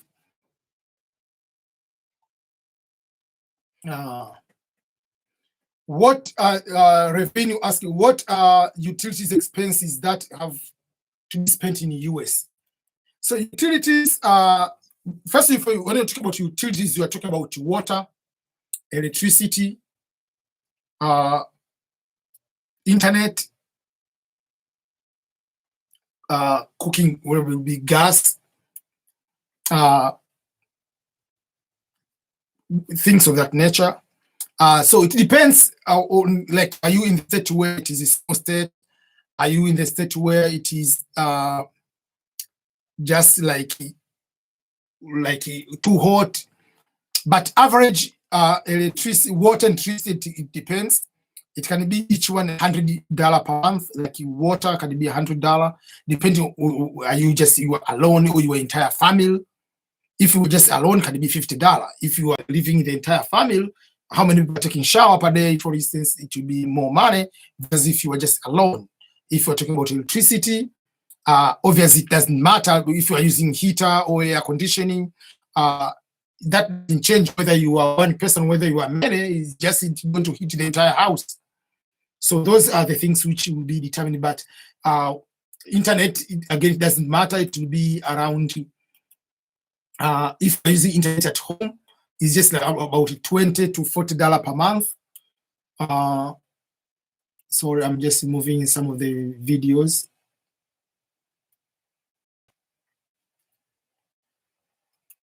Okay. Okay, now I can just a bit move, just 1 sec.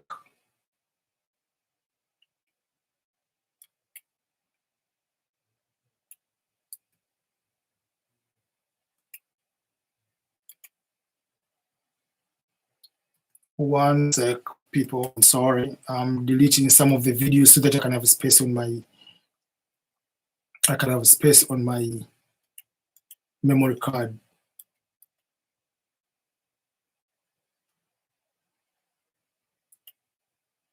It is very long. I mean, I've been live for how many hours? So to record the hours and hours here. Okay, so now see, I'm putting this. Okay. I'm recording using my camera here so that I can be able to record short answers and be able to make it like in the videos, instead of some people like now it is 3 hours and 20, like 3 hours and 3 minutes. So it makes it very, very difficult for others to be able to follow. Okay, so let me make it easier.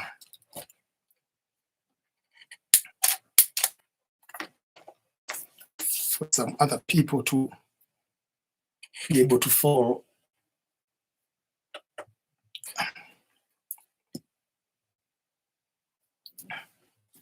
Okay.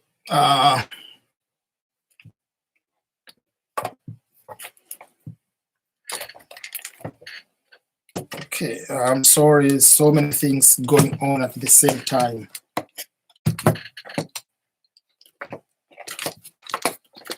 At the same time, I'm having a microphone here so that you can be able to hear me well. Okay, so let's continue now. Now I'm good to go. Okay, next question. Gabriel Barroso say you are now 19 years old. Will they allow you to go? Yes, you are above 18. You are not a baby. You are not a minor. You can come.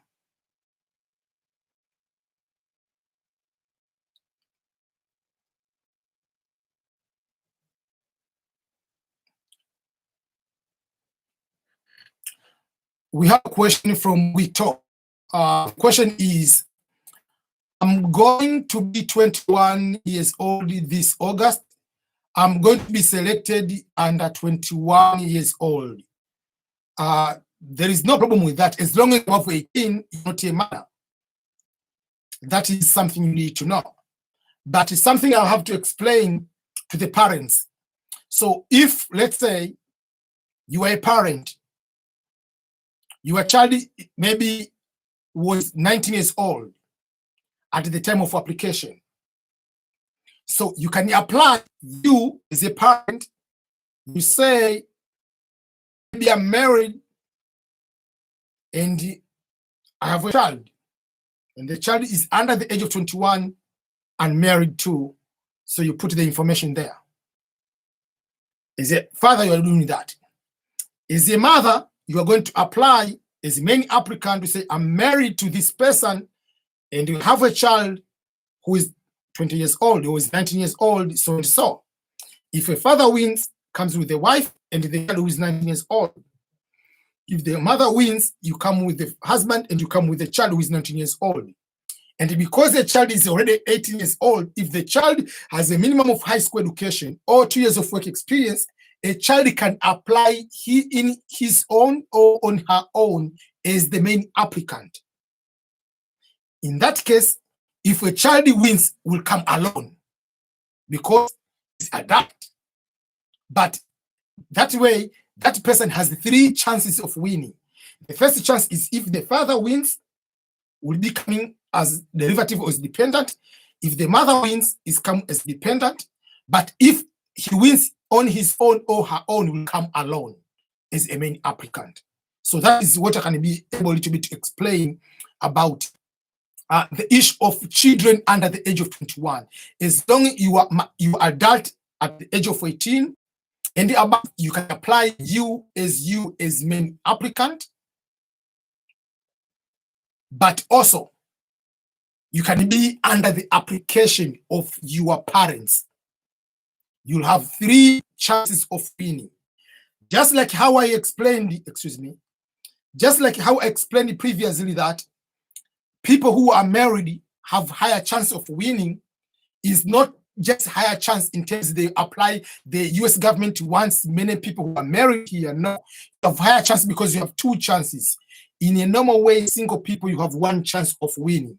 So, but if you are married, you have 2 chances, you as a main applicant, but also your spouse as main applicant. If your spouse wins, you also come with your spouse. So those 2 chances. But if you're a child, you are increasing your chances to 3 times of chance of winning.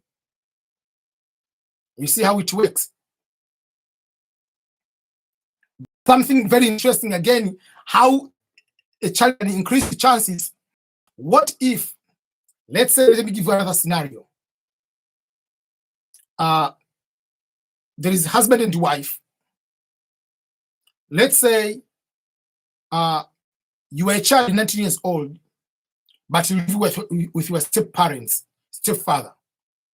So your stepfather will apply the lottery and add you as a stepchild, and he'll put his wife, and his wife, who is your mother, will add you as main. I mean, if they win, and you can apply the 3rd chance on your own, and then your original biological father, if your father is going to apply as main applicant, will add you as a child, the biological child, and his wife, if he's going to apply as main applicant, will add you as a stepchild.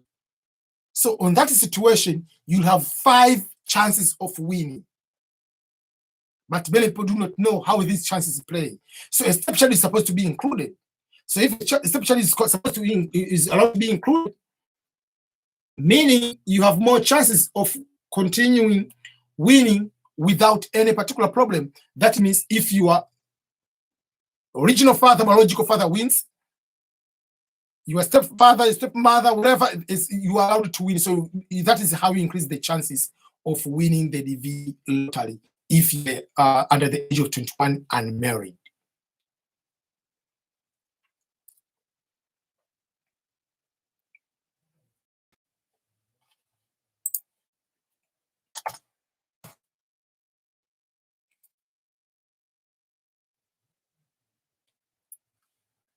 There is another question from Ramin Z.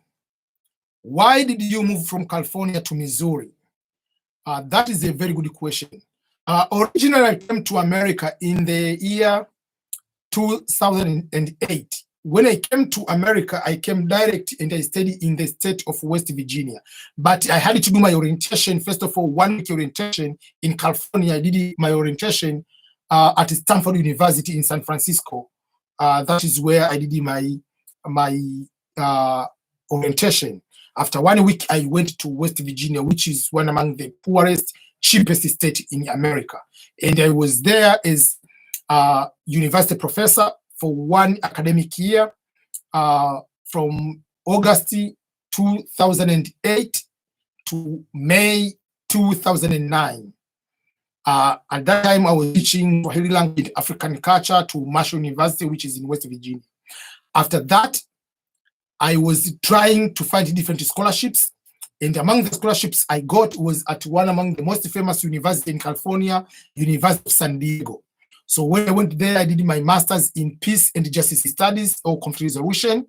I finished there and I continued my life there. I got married. I started my family in California. When I joined the Navy, you are given 2-3 choices where to choose where to go. I didn't choose California, but they chose me to continue in San Diego because it is cheaper for the government for me to relocate from California to go maybe to Virginia or Florida while I already live in California. So they allow me to live in San Diego. So I lived there for about 7-8 years. It is very, very expensive there. Cost of living. While I was in the Navy, while I was in the Navy, the cost of, my apartment, or the house I was living, it was about 1,000 and how much? It was $1,885 for 2-bedroom apartment. That was very expensive. So for that case, it was very difficult for me to survive in that kind of life. So when I got out of the Navy, I was sure I cannot be able to buy a house in California. It would take me years to move away from California. So I had to find different ways why I have to move there. So when I was looking for jobs, I was avoiding jobs in California. I can find a few jobs in California because I was already there. I don't need to have cost of relocating, but my priority were states which are affordable.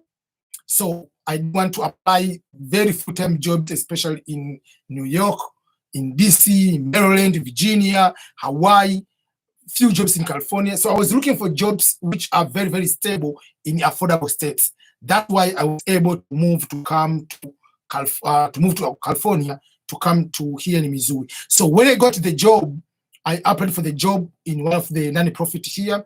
I did the first interview, the second interview over the phone, Skype. Then they called me to travel to Missouri, Kansas City. I came to do the third interview. I was able to get through. Then they asked if I can relocate here. I said yes. Then I was able to relocate here in the US, and I was able to come to start my life here. So here, basically, I have no regret at all. Yes, in California, we don't have snow. I was happy with that. Very best weather you can ever imagine if you are coming from Africa. But basically, that weather was not that very good enough to be able to survive. You have good weather, but you cannot afford the life at all. So what you need to do, you end up finding places which you can be able to achieve or succeed. So here I was able to purchase a home. Here I'm able to have better backyard. I can be able to have garden. I can have kids to play. I can have a lot of life here compared if I have to survive in California. And the video playing at the back there is my wife, Marie. I'm very much thankful to her because she has been very understanding for most of my career decisions, to join the military, moving from one city to another, or from one state to another state. She has been very, very supportive in all those kind of things. So that is the reason why I moved to California. So I was moving from the most expensive state to live, the one I cannot afford, to a state which I can afford. So just assume after moving to California, from California, I moved within 1 year, I was able to purchase a home here in California, here in Missouri. So that's why we see the big difference between living in California and living here in Missouri. If I had to continue to live in California, I could live even for 4, 5, 10 more years without buying a home. But moving to here, I've been able to purchase a home, not just a home, a very big home. I made a video about it. I can even share if you want, or you can go and see the video about the cost of living in the United States. I was comparing to California versus Missouri, California versus to other states like Ohio and other states which are very affordable. So once you want to come to America, you have to consider all those kind of factors to make sure that you are able to consider before you just jump and come here and just assume you are going to survive and live very, very happily, but you might be struggling to survive here in the US.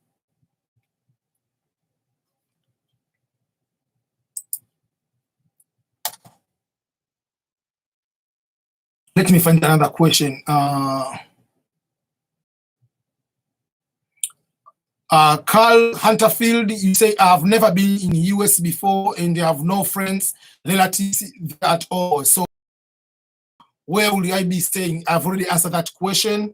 When I finish this one, you can see that video over there, but also I'll post a short video explaining the ways on how you can find your host.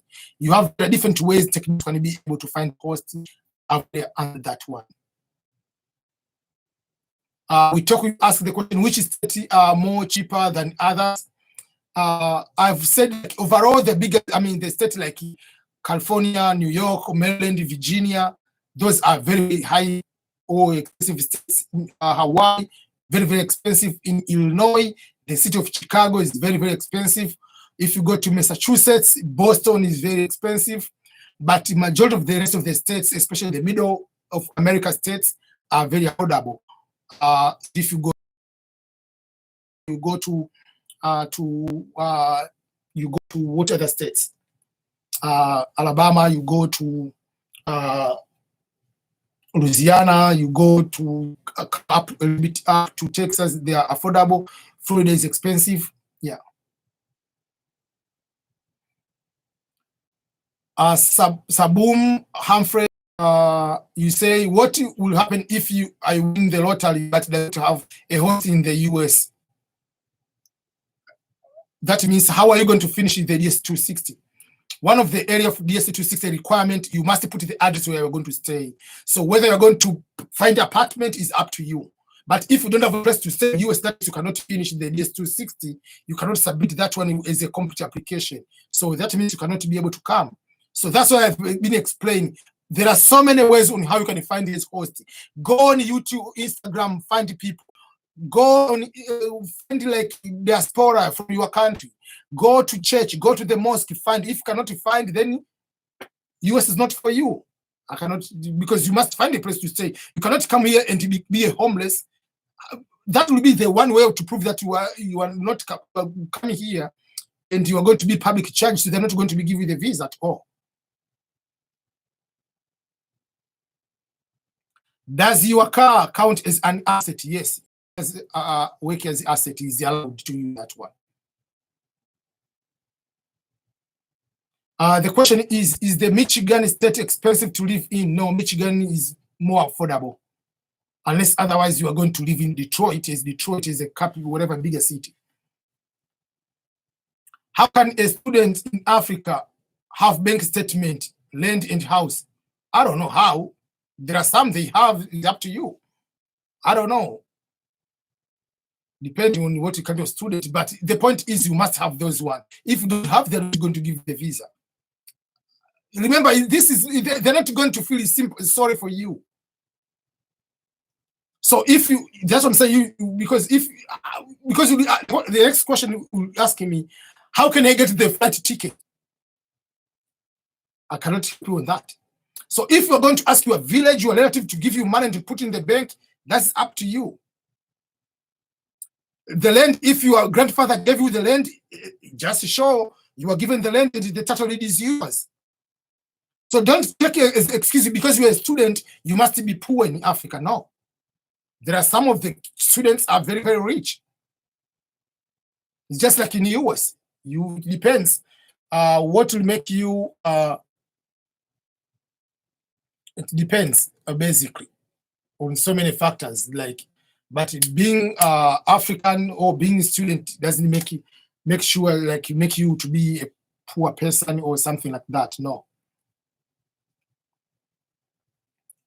Okay.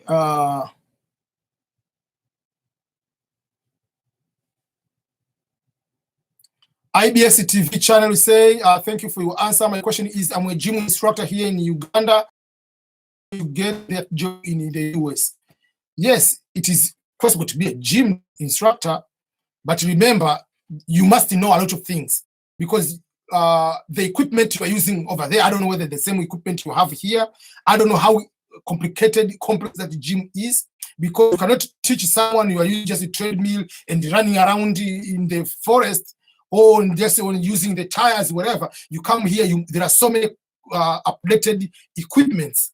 So you can start doing that, but to be instructor, gym instructor here, there are some things you have to learn about safety, and so many things you have to learn about nutrition and about muscles, about certain things, because you can tell someone like, okay, this equipment, how this equipment works, and what will be the impact if you use this equipment versus this equipment. And there are so many instructions. Yes, you can be able to do, but as I've been saying, not every job you are doing there you can be able to do right away while you arrive here in the US.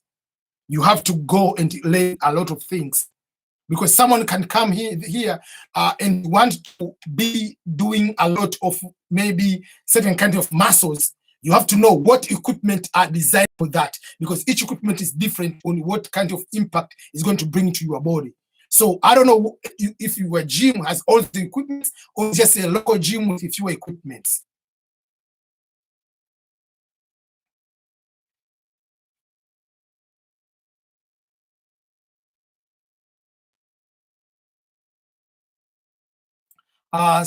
Spy asking, if you win and all your documents,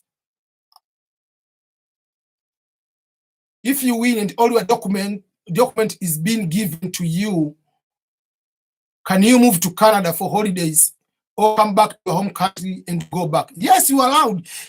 I mean, you are not a prisoner here. You can come, you can go wherever you want, but if it's going to stay for in a row consecutive, you have to fill a certain form, or you're going to stay for 1 year in there is a form you have to fill. No one is going to track you, like, where are you going? You need permission. No.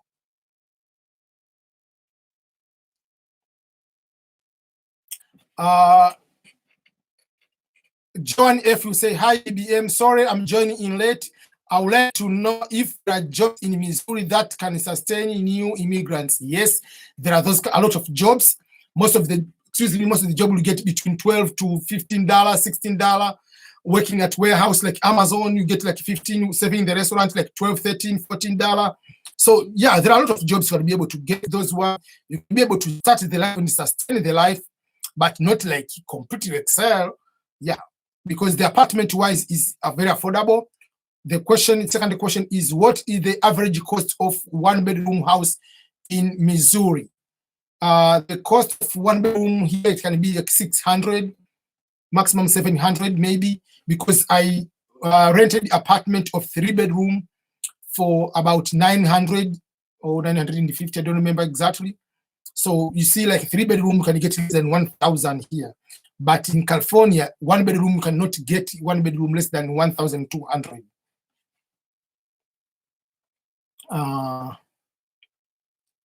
Okay, I'm about to go to sleep because now it is 4:44 a.m. So I needed to almost finish and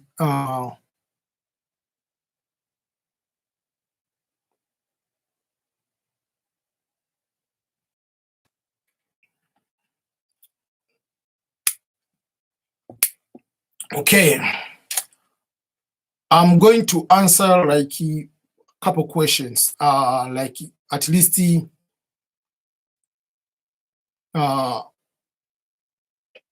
let me ask a question, a quick one.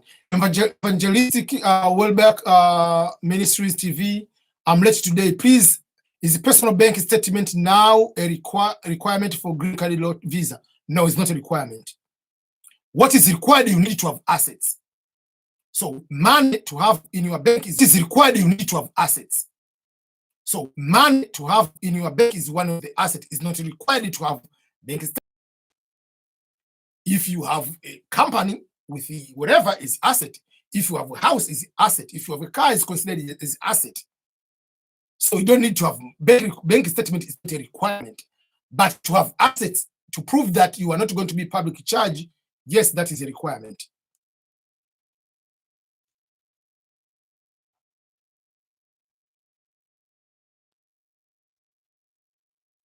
I'm going to answer at least 4 or 5 questions quick, and I'm going to stop there, and I'm going to sleep. So let me answer question from YouTube. The question comes from Kwapena Anafi Boteng. I've gotten admission for Masters at Central Michigan University this fall. I've also applied for the V2021. My question is, can I change my immigration status from F1 to green card if I win? Yes, you can be able to do that. You'll be in the US. Once you are in the US, you can be able to change your status if you win the green card lottery. What you need to do, you'll be required to fill, you are not going to fill the DS-260. The form DS-260 is for people who are going to the US to fill the form to get the visa at the consular officer to come to America.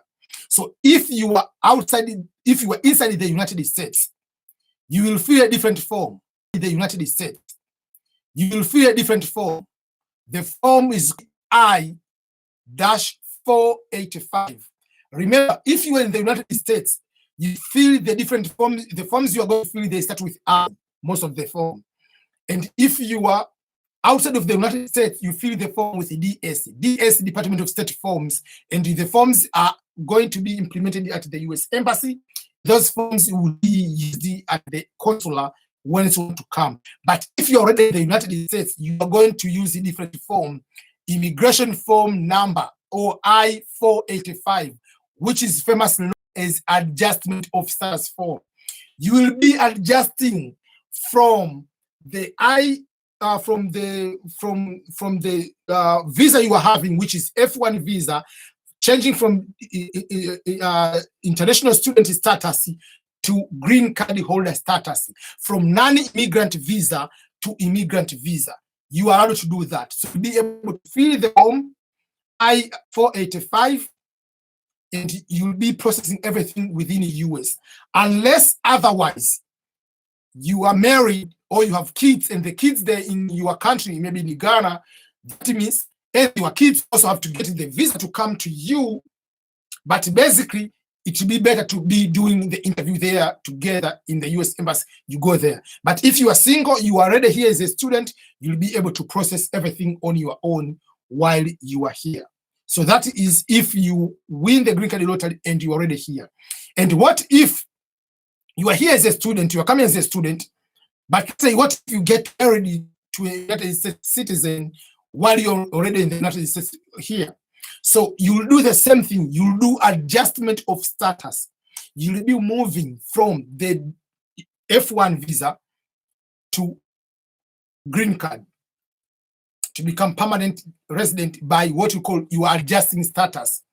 But at that time, you fill two different forms. Form the adjustment of status form, and you fill another petition form, I think I-130, which you are going to fill those one, both of them, and you're going to process to get the green card. So, yes, there will be no problem at all to come here as a student this fall. And if you win, you'll be here, you'll fill the different form. There will be no problem at all. You'll be able to get. And I know so many people who have won. They're already here. They have been able to continue processing while they're inside here. The only exception is if you have family members, you have dependents, either spouse or you have children. At that time, it will be difficult to ask the US Embassy to give them visa just to come here so that they can process with you, adjusting with you. That would be very difficult for them. So you can process it over there. You can go and just fill the form like you will be doing everything visa in your country, and you can have to go there if you are spouse and whatever. You can be able to do that. That is what you can be easy for you to do.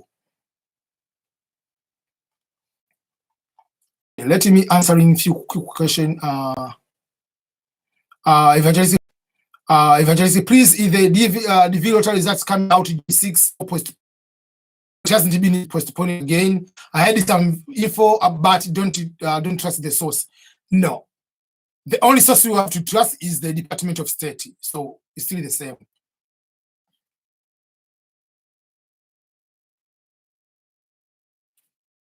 I have just like 2 other questions I have to respond to people. I have to stop. I have to go to sleep because now it is almost 5 a.m. I haven't slept the whole night.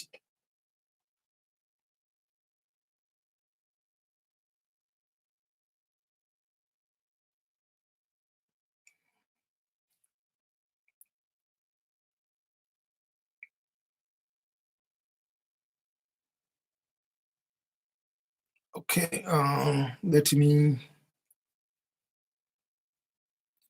quick thing. Okay, someone is asking a question. Let me just before I answer, let me confirm one thing. I don't want to give the information.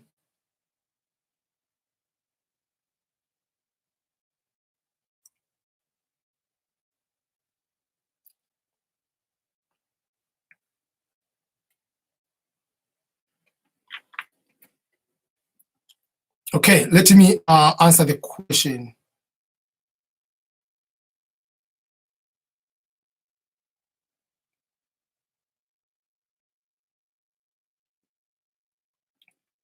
Okay, there is another important question, and this question comes from YouTube from Egma Sevilla. Hi, my wife is LPR. I don't know what you mean by LPR. LPR, you mean legal permanent resident? Is that what you mean? If just put it a comment below so that I can understand what you mean. But you say, my wife is a LPR. She petitioned for I-730. For those who do not understand, that form is refugee asylum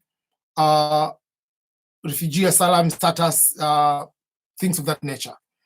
And the question is applied for that one in November 2018, but not yet approved. And I also applied for the V Lottery 2021.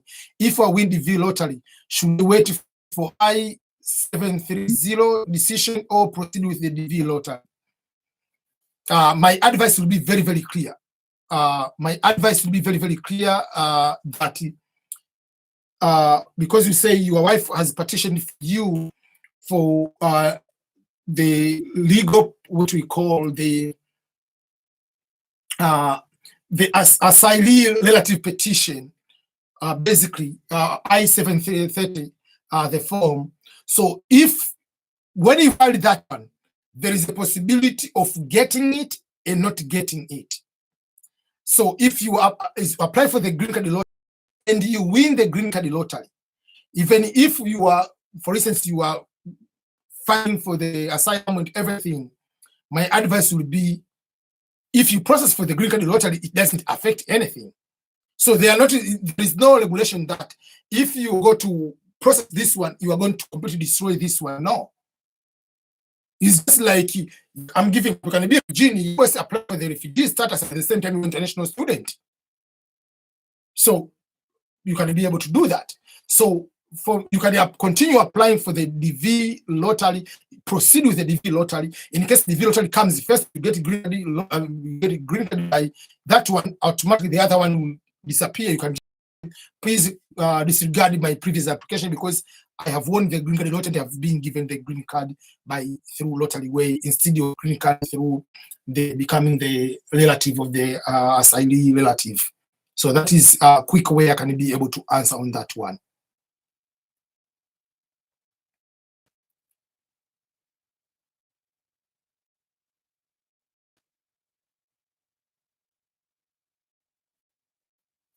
Wilson Murigi, you say, hi EBM, I asked you this yesterday, is the draw done once or they do several before September next year? Baraka Tele from Nairobi.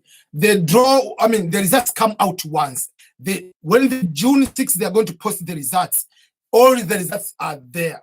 So when you go to check the results on June 6th, June 7th, July, September, whatever, the results don't change. The results are final.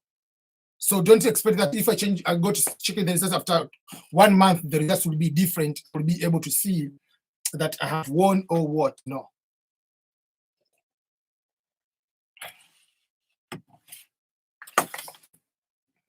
Two questions left.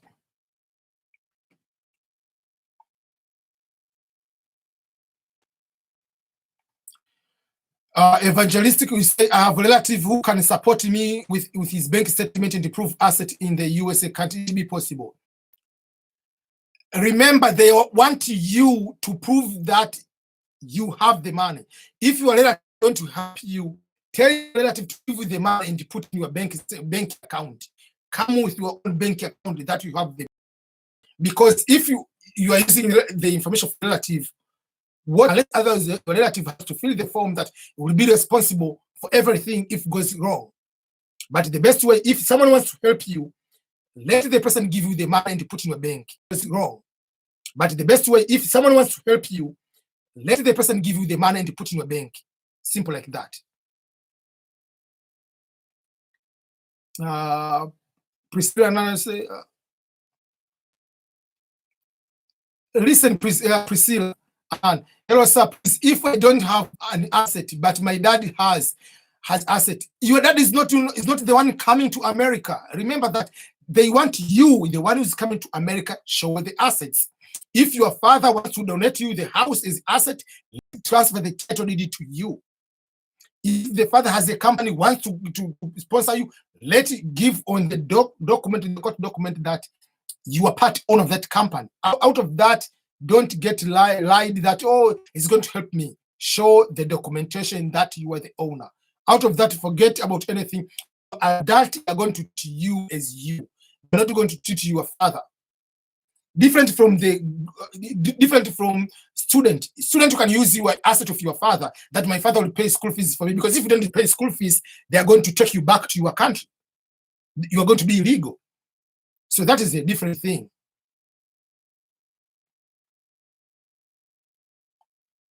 I'm going to find one more question to answer, and then that will be the last question.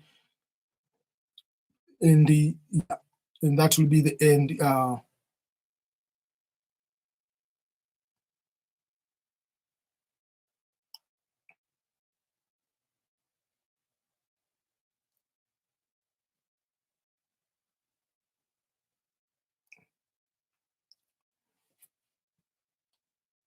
Okay, the last question is coming from Mba Emmanuel, YouTube question.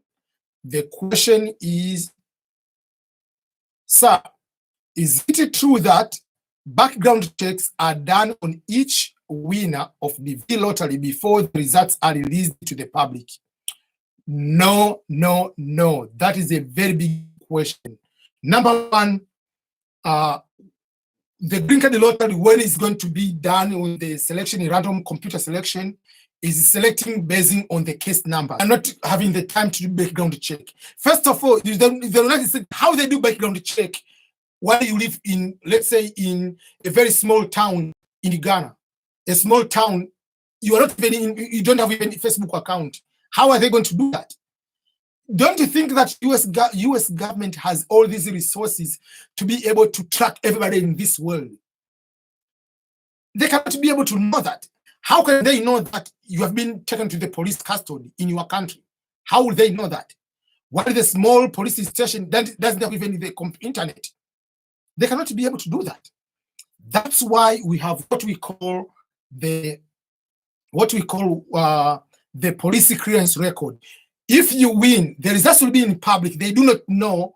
They don't care about your education. They don't care about work experience. They don't care about anything. Once you are the winner, you will be required to show the police clearance record. So the police clearance record you're supposed to show is from your country, because your country is the one with the record about your life.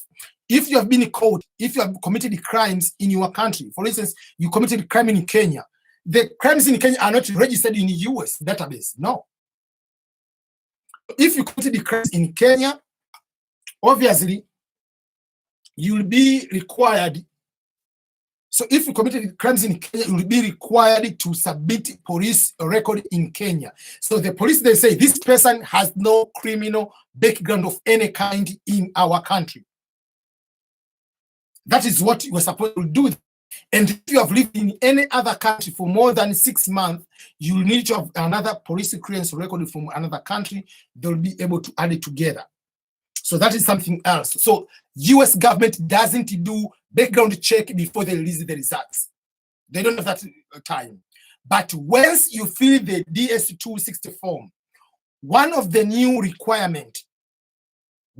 thing which is required nowadays for the visas to come to America is for applicants for any type of visa to indicate social media account, your Twitter account, your Instagram, Facebook. At the local US embassy will be able to Google you. They will be able to check your Facebook. What are you posting in the Facebook? What are you posting into your social media?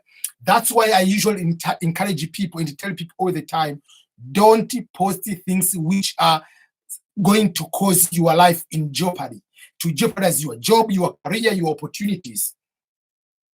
And they are going to refer more about the criminal. They're not going to care about if you have shown your body with full tattoos. They're not going to care if you are going to drink whatever, but they will care if they are going to put them there and the list the most wanted people by your own country, or you are supporting a lot of violence in your country, or you have put a lot of comments about hurting America. That will be bad to you.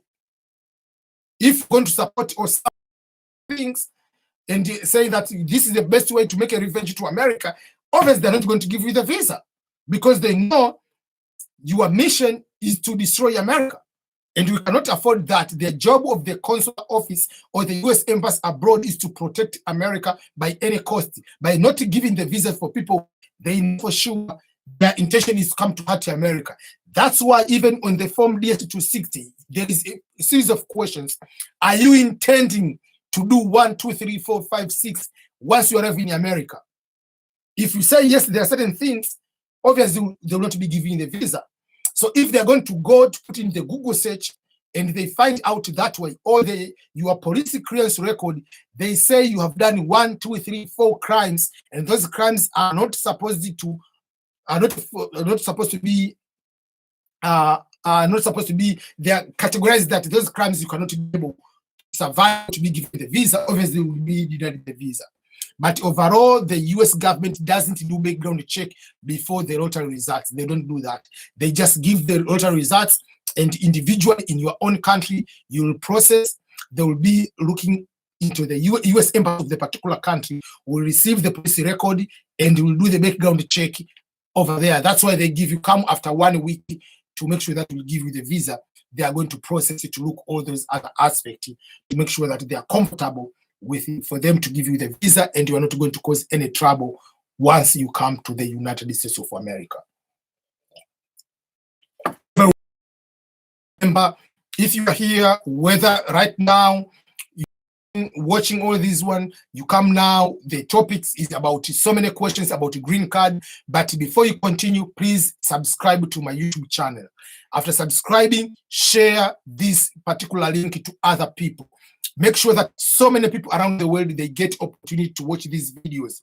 So many opportunities are shared here about writing books, about immigration, about scholarships, about how to write books and put them on Amazon, on how to succeed on so many things, how we can be able to share various opportunities, information. This is the headquarters of all this kind of information. So make sure that you subscribe to this channel and share with your colleagues, friends, and family.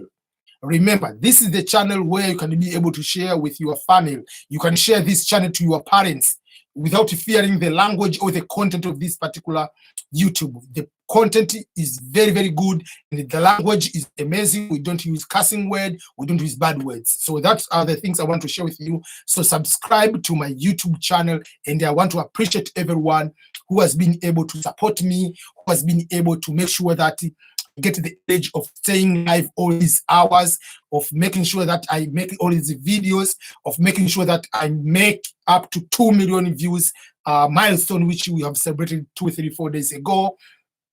Thank you so much, everyone. Please continue to support my YouTube channel, and I'll make sure that I promise to continue making the very, very good content which will be able to make sure that you can be able to succeed even if you don't come to America. Even in your own country, you can be able to succeed by watching these videos and trying to ask questions. You can share experience or learn experience from other people. And anyone with YouTube channel wants to get in touch with me, wants to make a way on how you can be able to succeed on your own way, I can be able to be your mentor and help you on that way. So thank you so much, everyone. And I really appreciate. I think that will be the last question, everyone. So I know there are still a few questions coming up. Let me.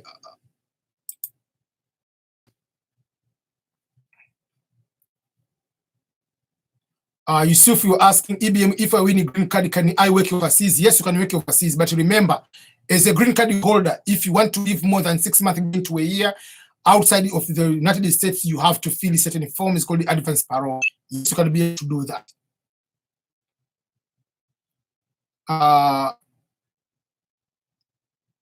Mba Emmanuel, EBM, I have Bachelor of Science in Physics and will be graduating with Bachelor of Science in Medical Laboratory Sciences from India. Will it easily to have a job in the US if should I win the lottery? I'm African. I don't say whether it will be easier. Remember, even if you come here, you don't have work experience here, you can start, you can have that degree, is a very good degree, but you don't just start jumping direct and start working. That will be a very that tough way. But yes, be able, anything in science is a very good way of getting good job here. But you don't get surprised that you can come here for the first 2 years, you are working at the supermarket despite having the degree in medical laboratory.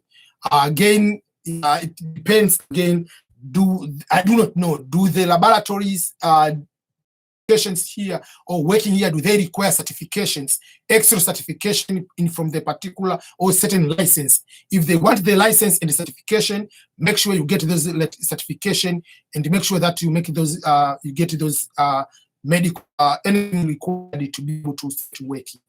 So that's something that way. Bobo Divine, you say hi bro from Dubai. Hi, how are you? Thank you so much. Denise Tameza, you say thank you Makulilo, nakupata vizuri sana, mimi nakupata vizuri sana, asante sana.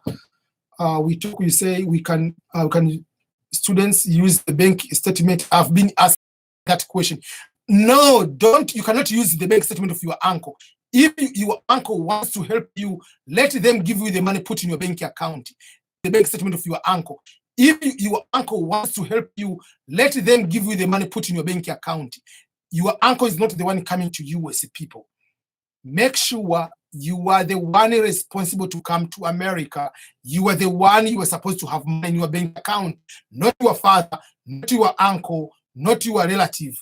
If your uncle wants to help you, let him give you the money. Let her give you the money, put in your bank account. But if it's in someone's bank account, no. Because that person is not the one coming to America.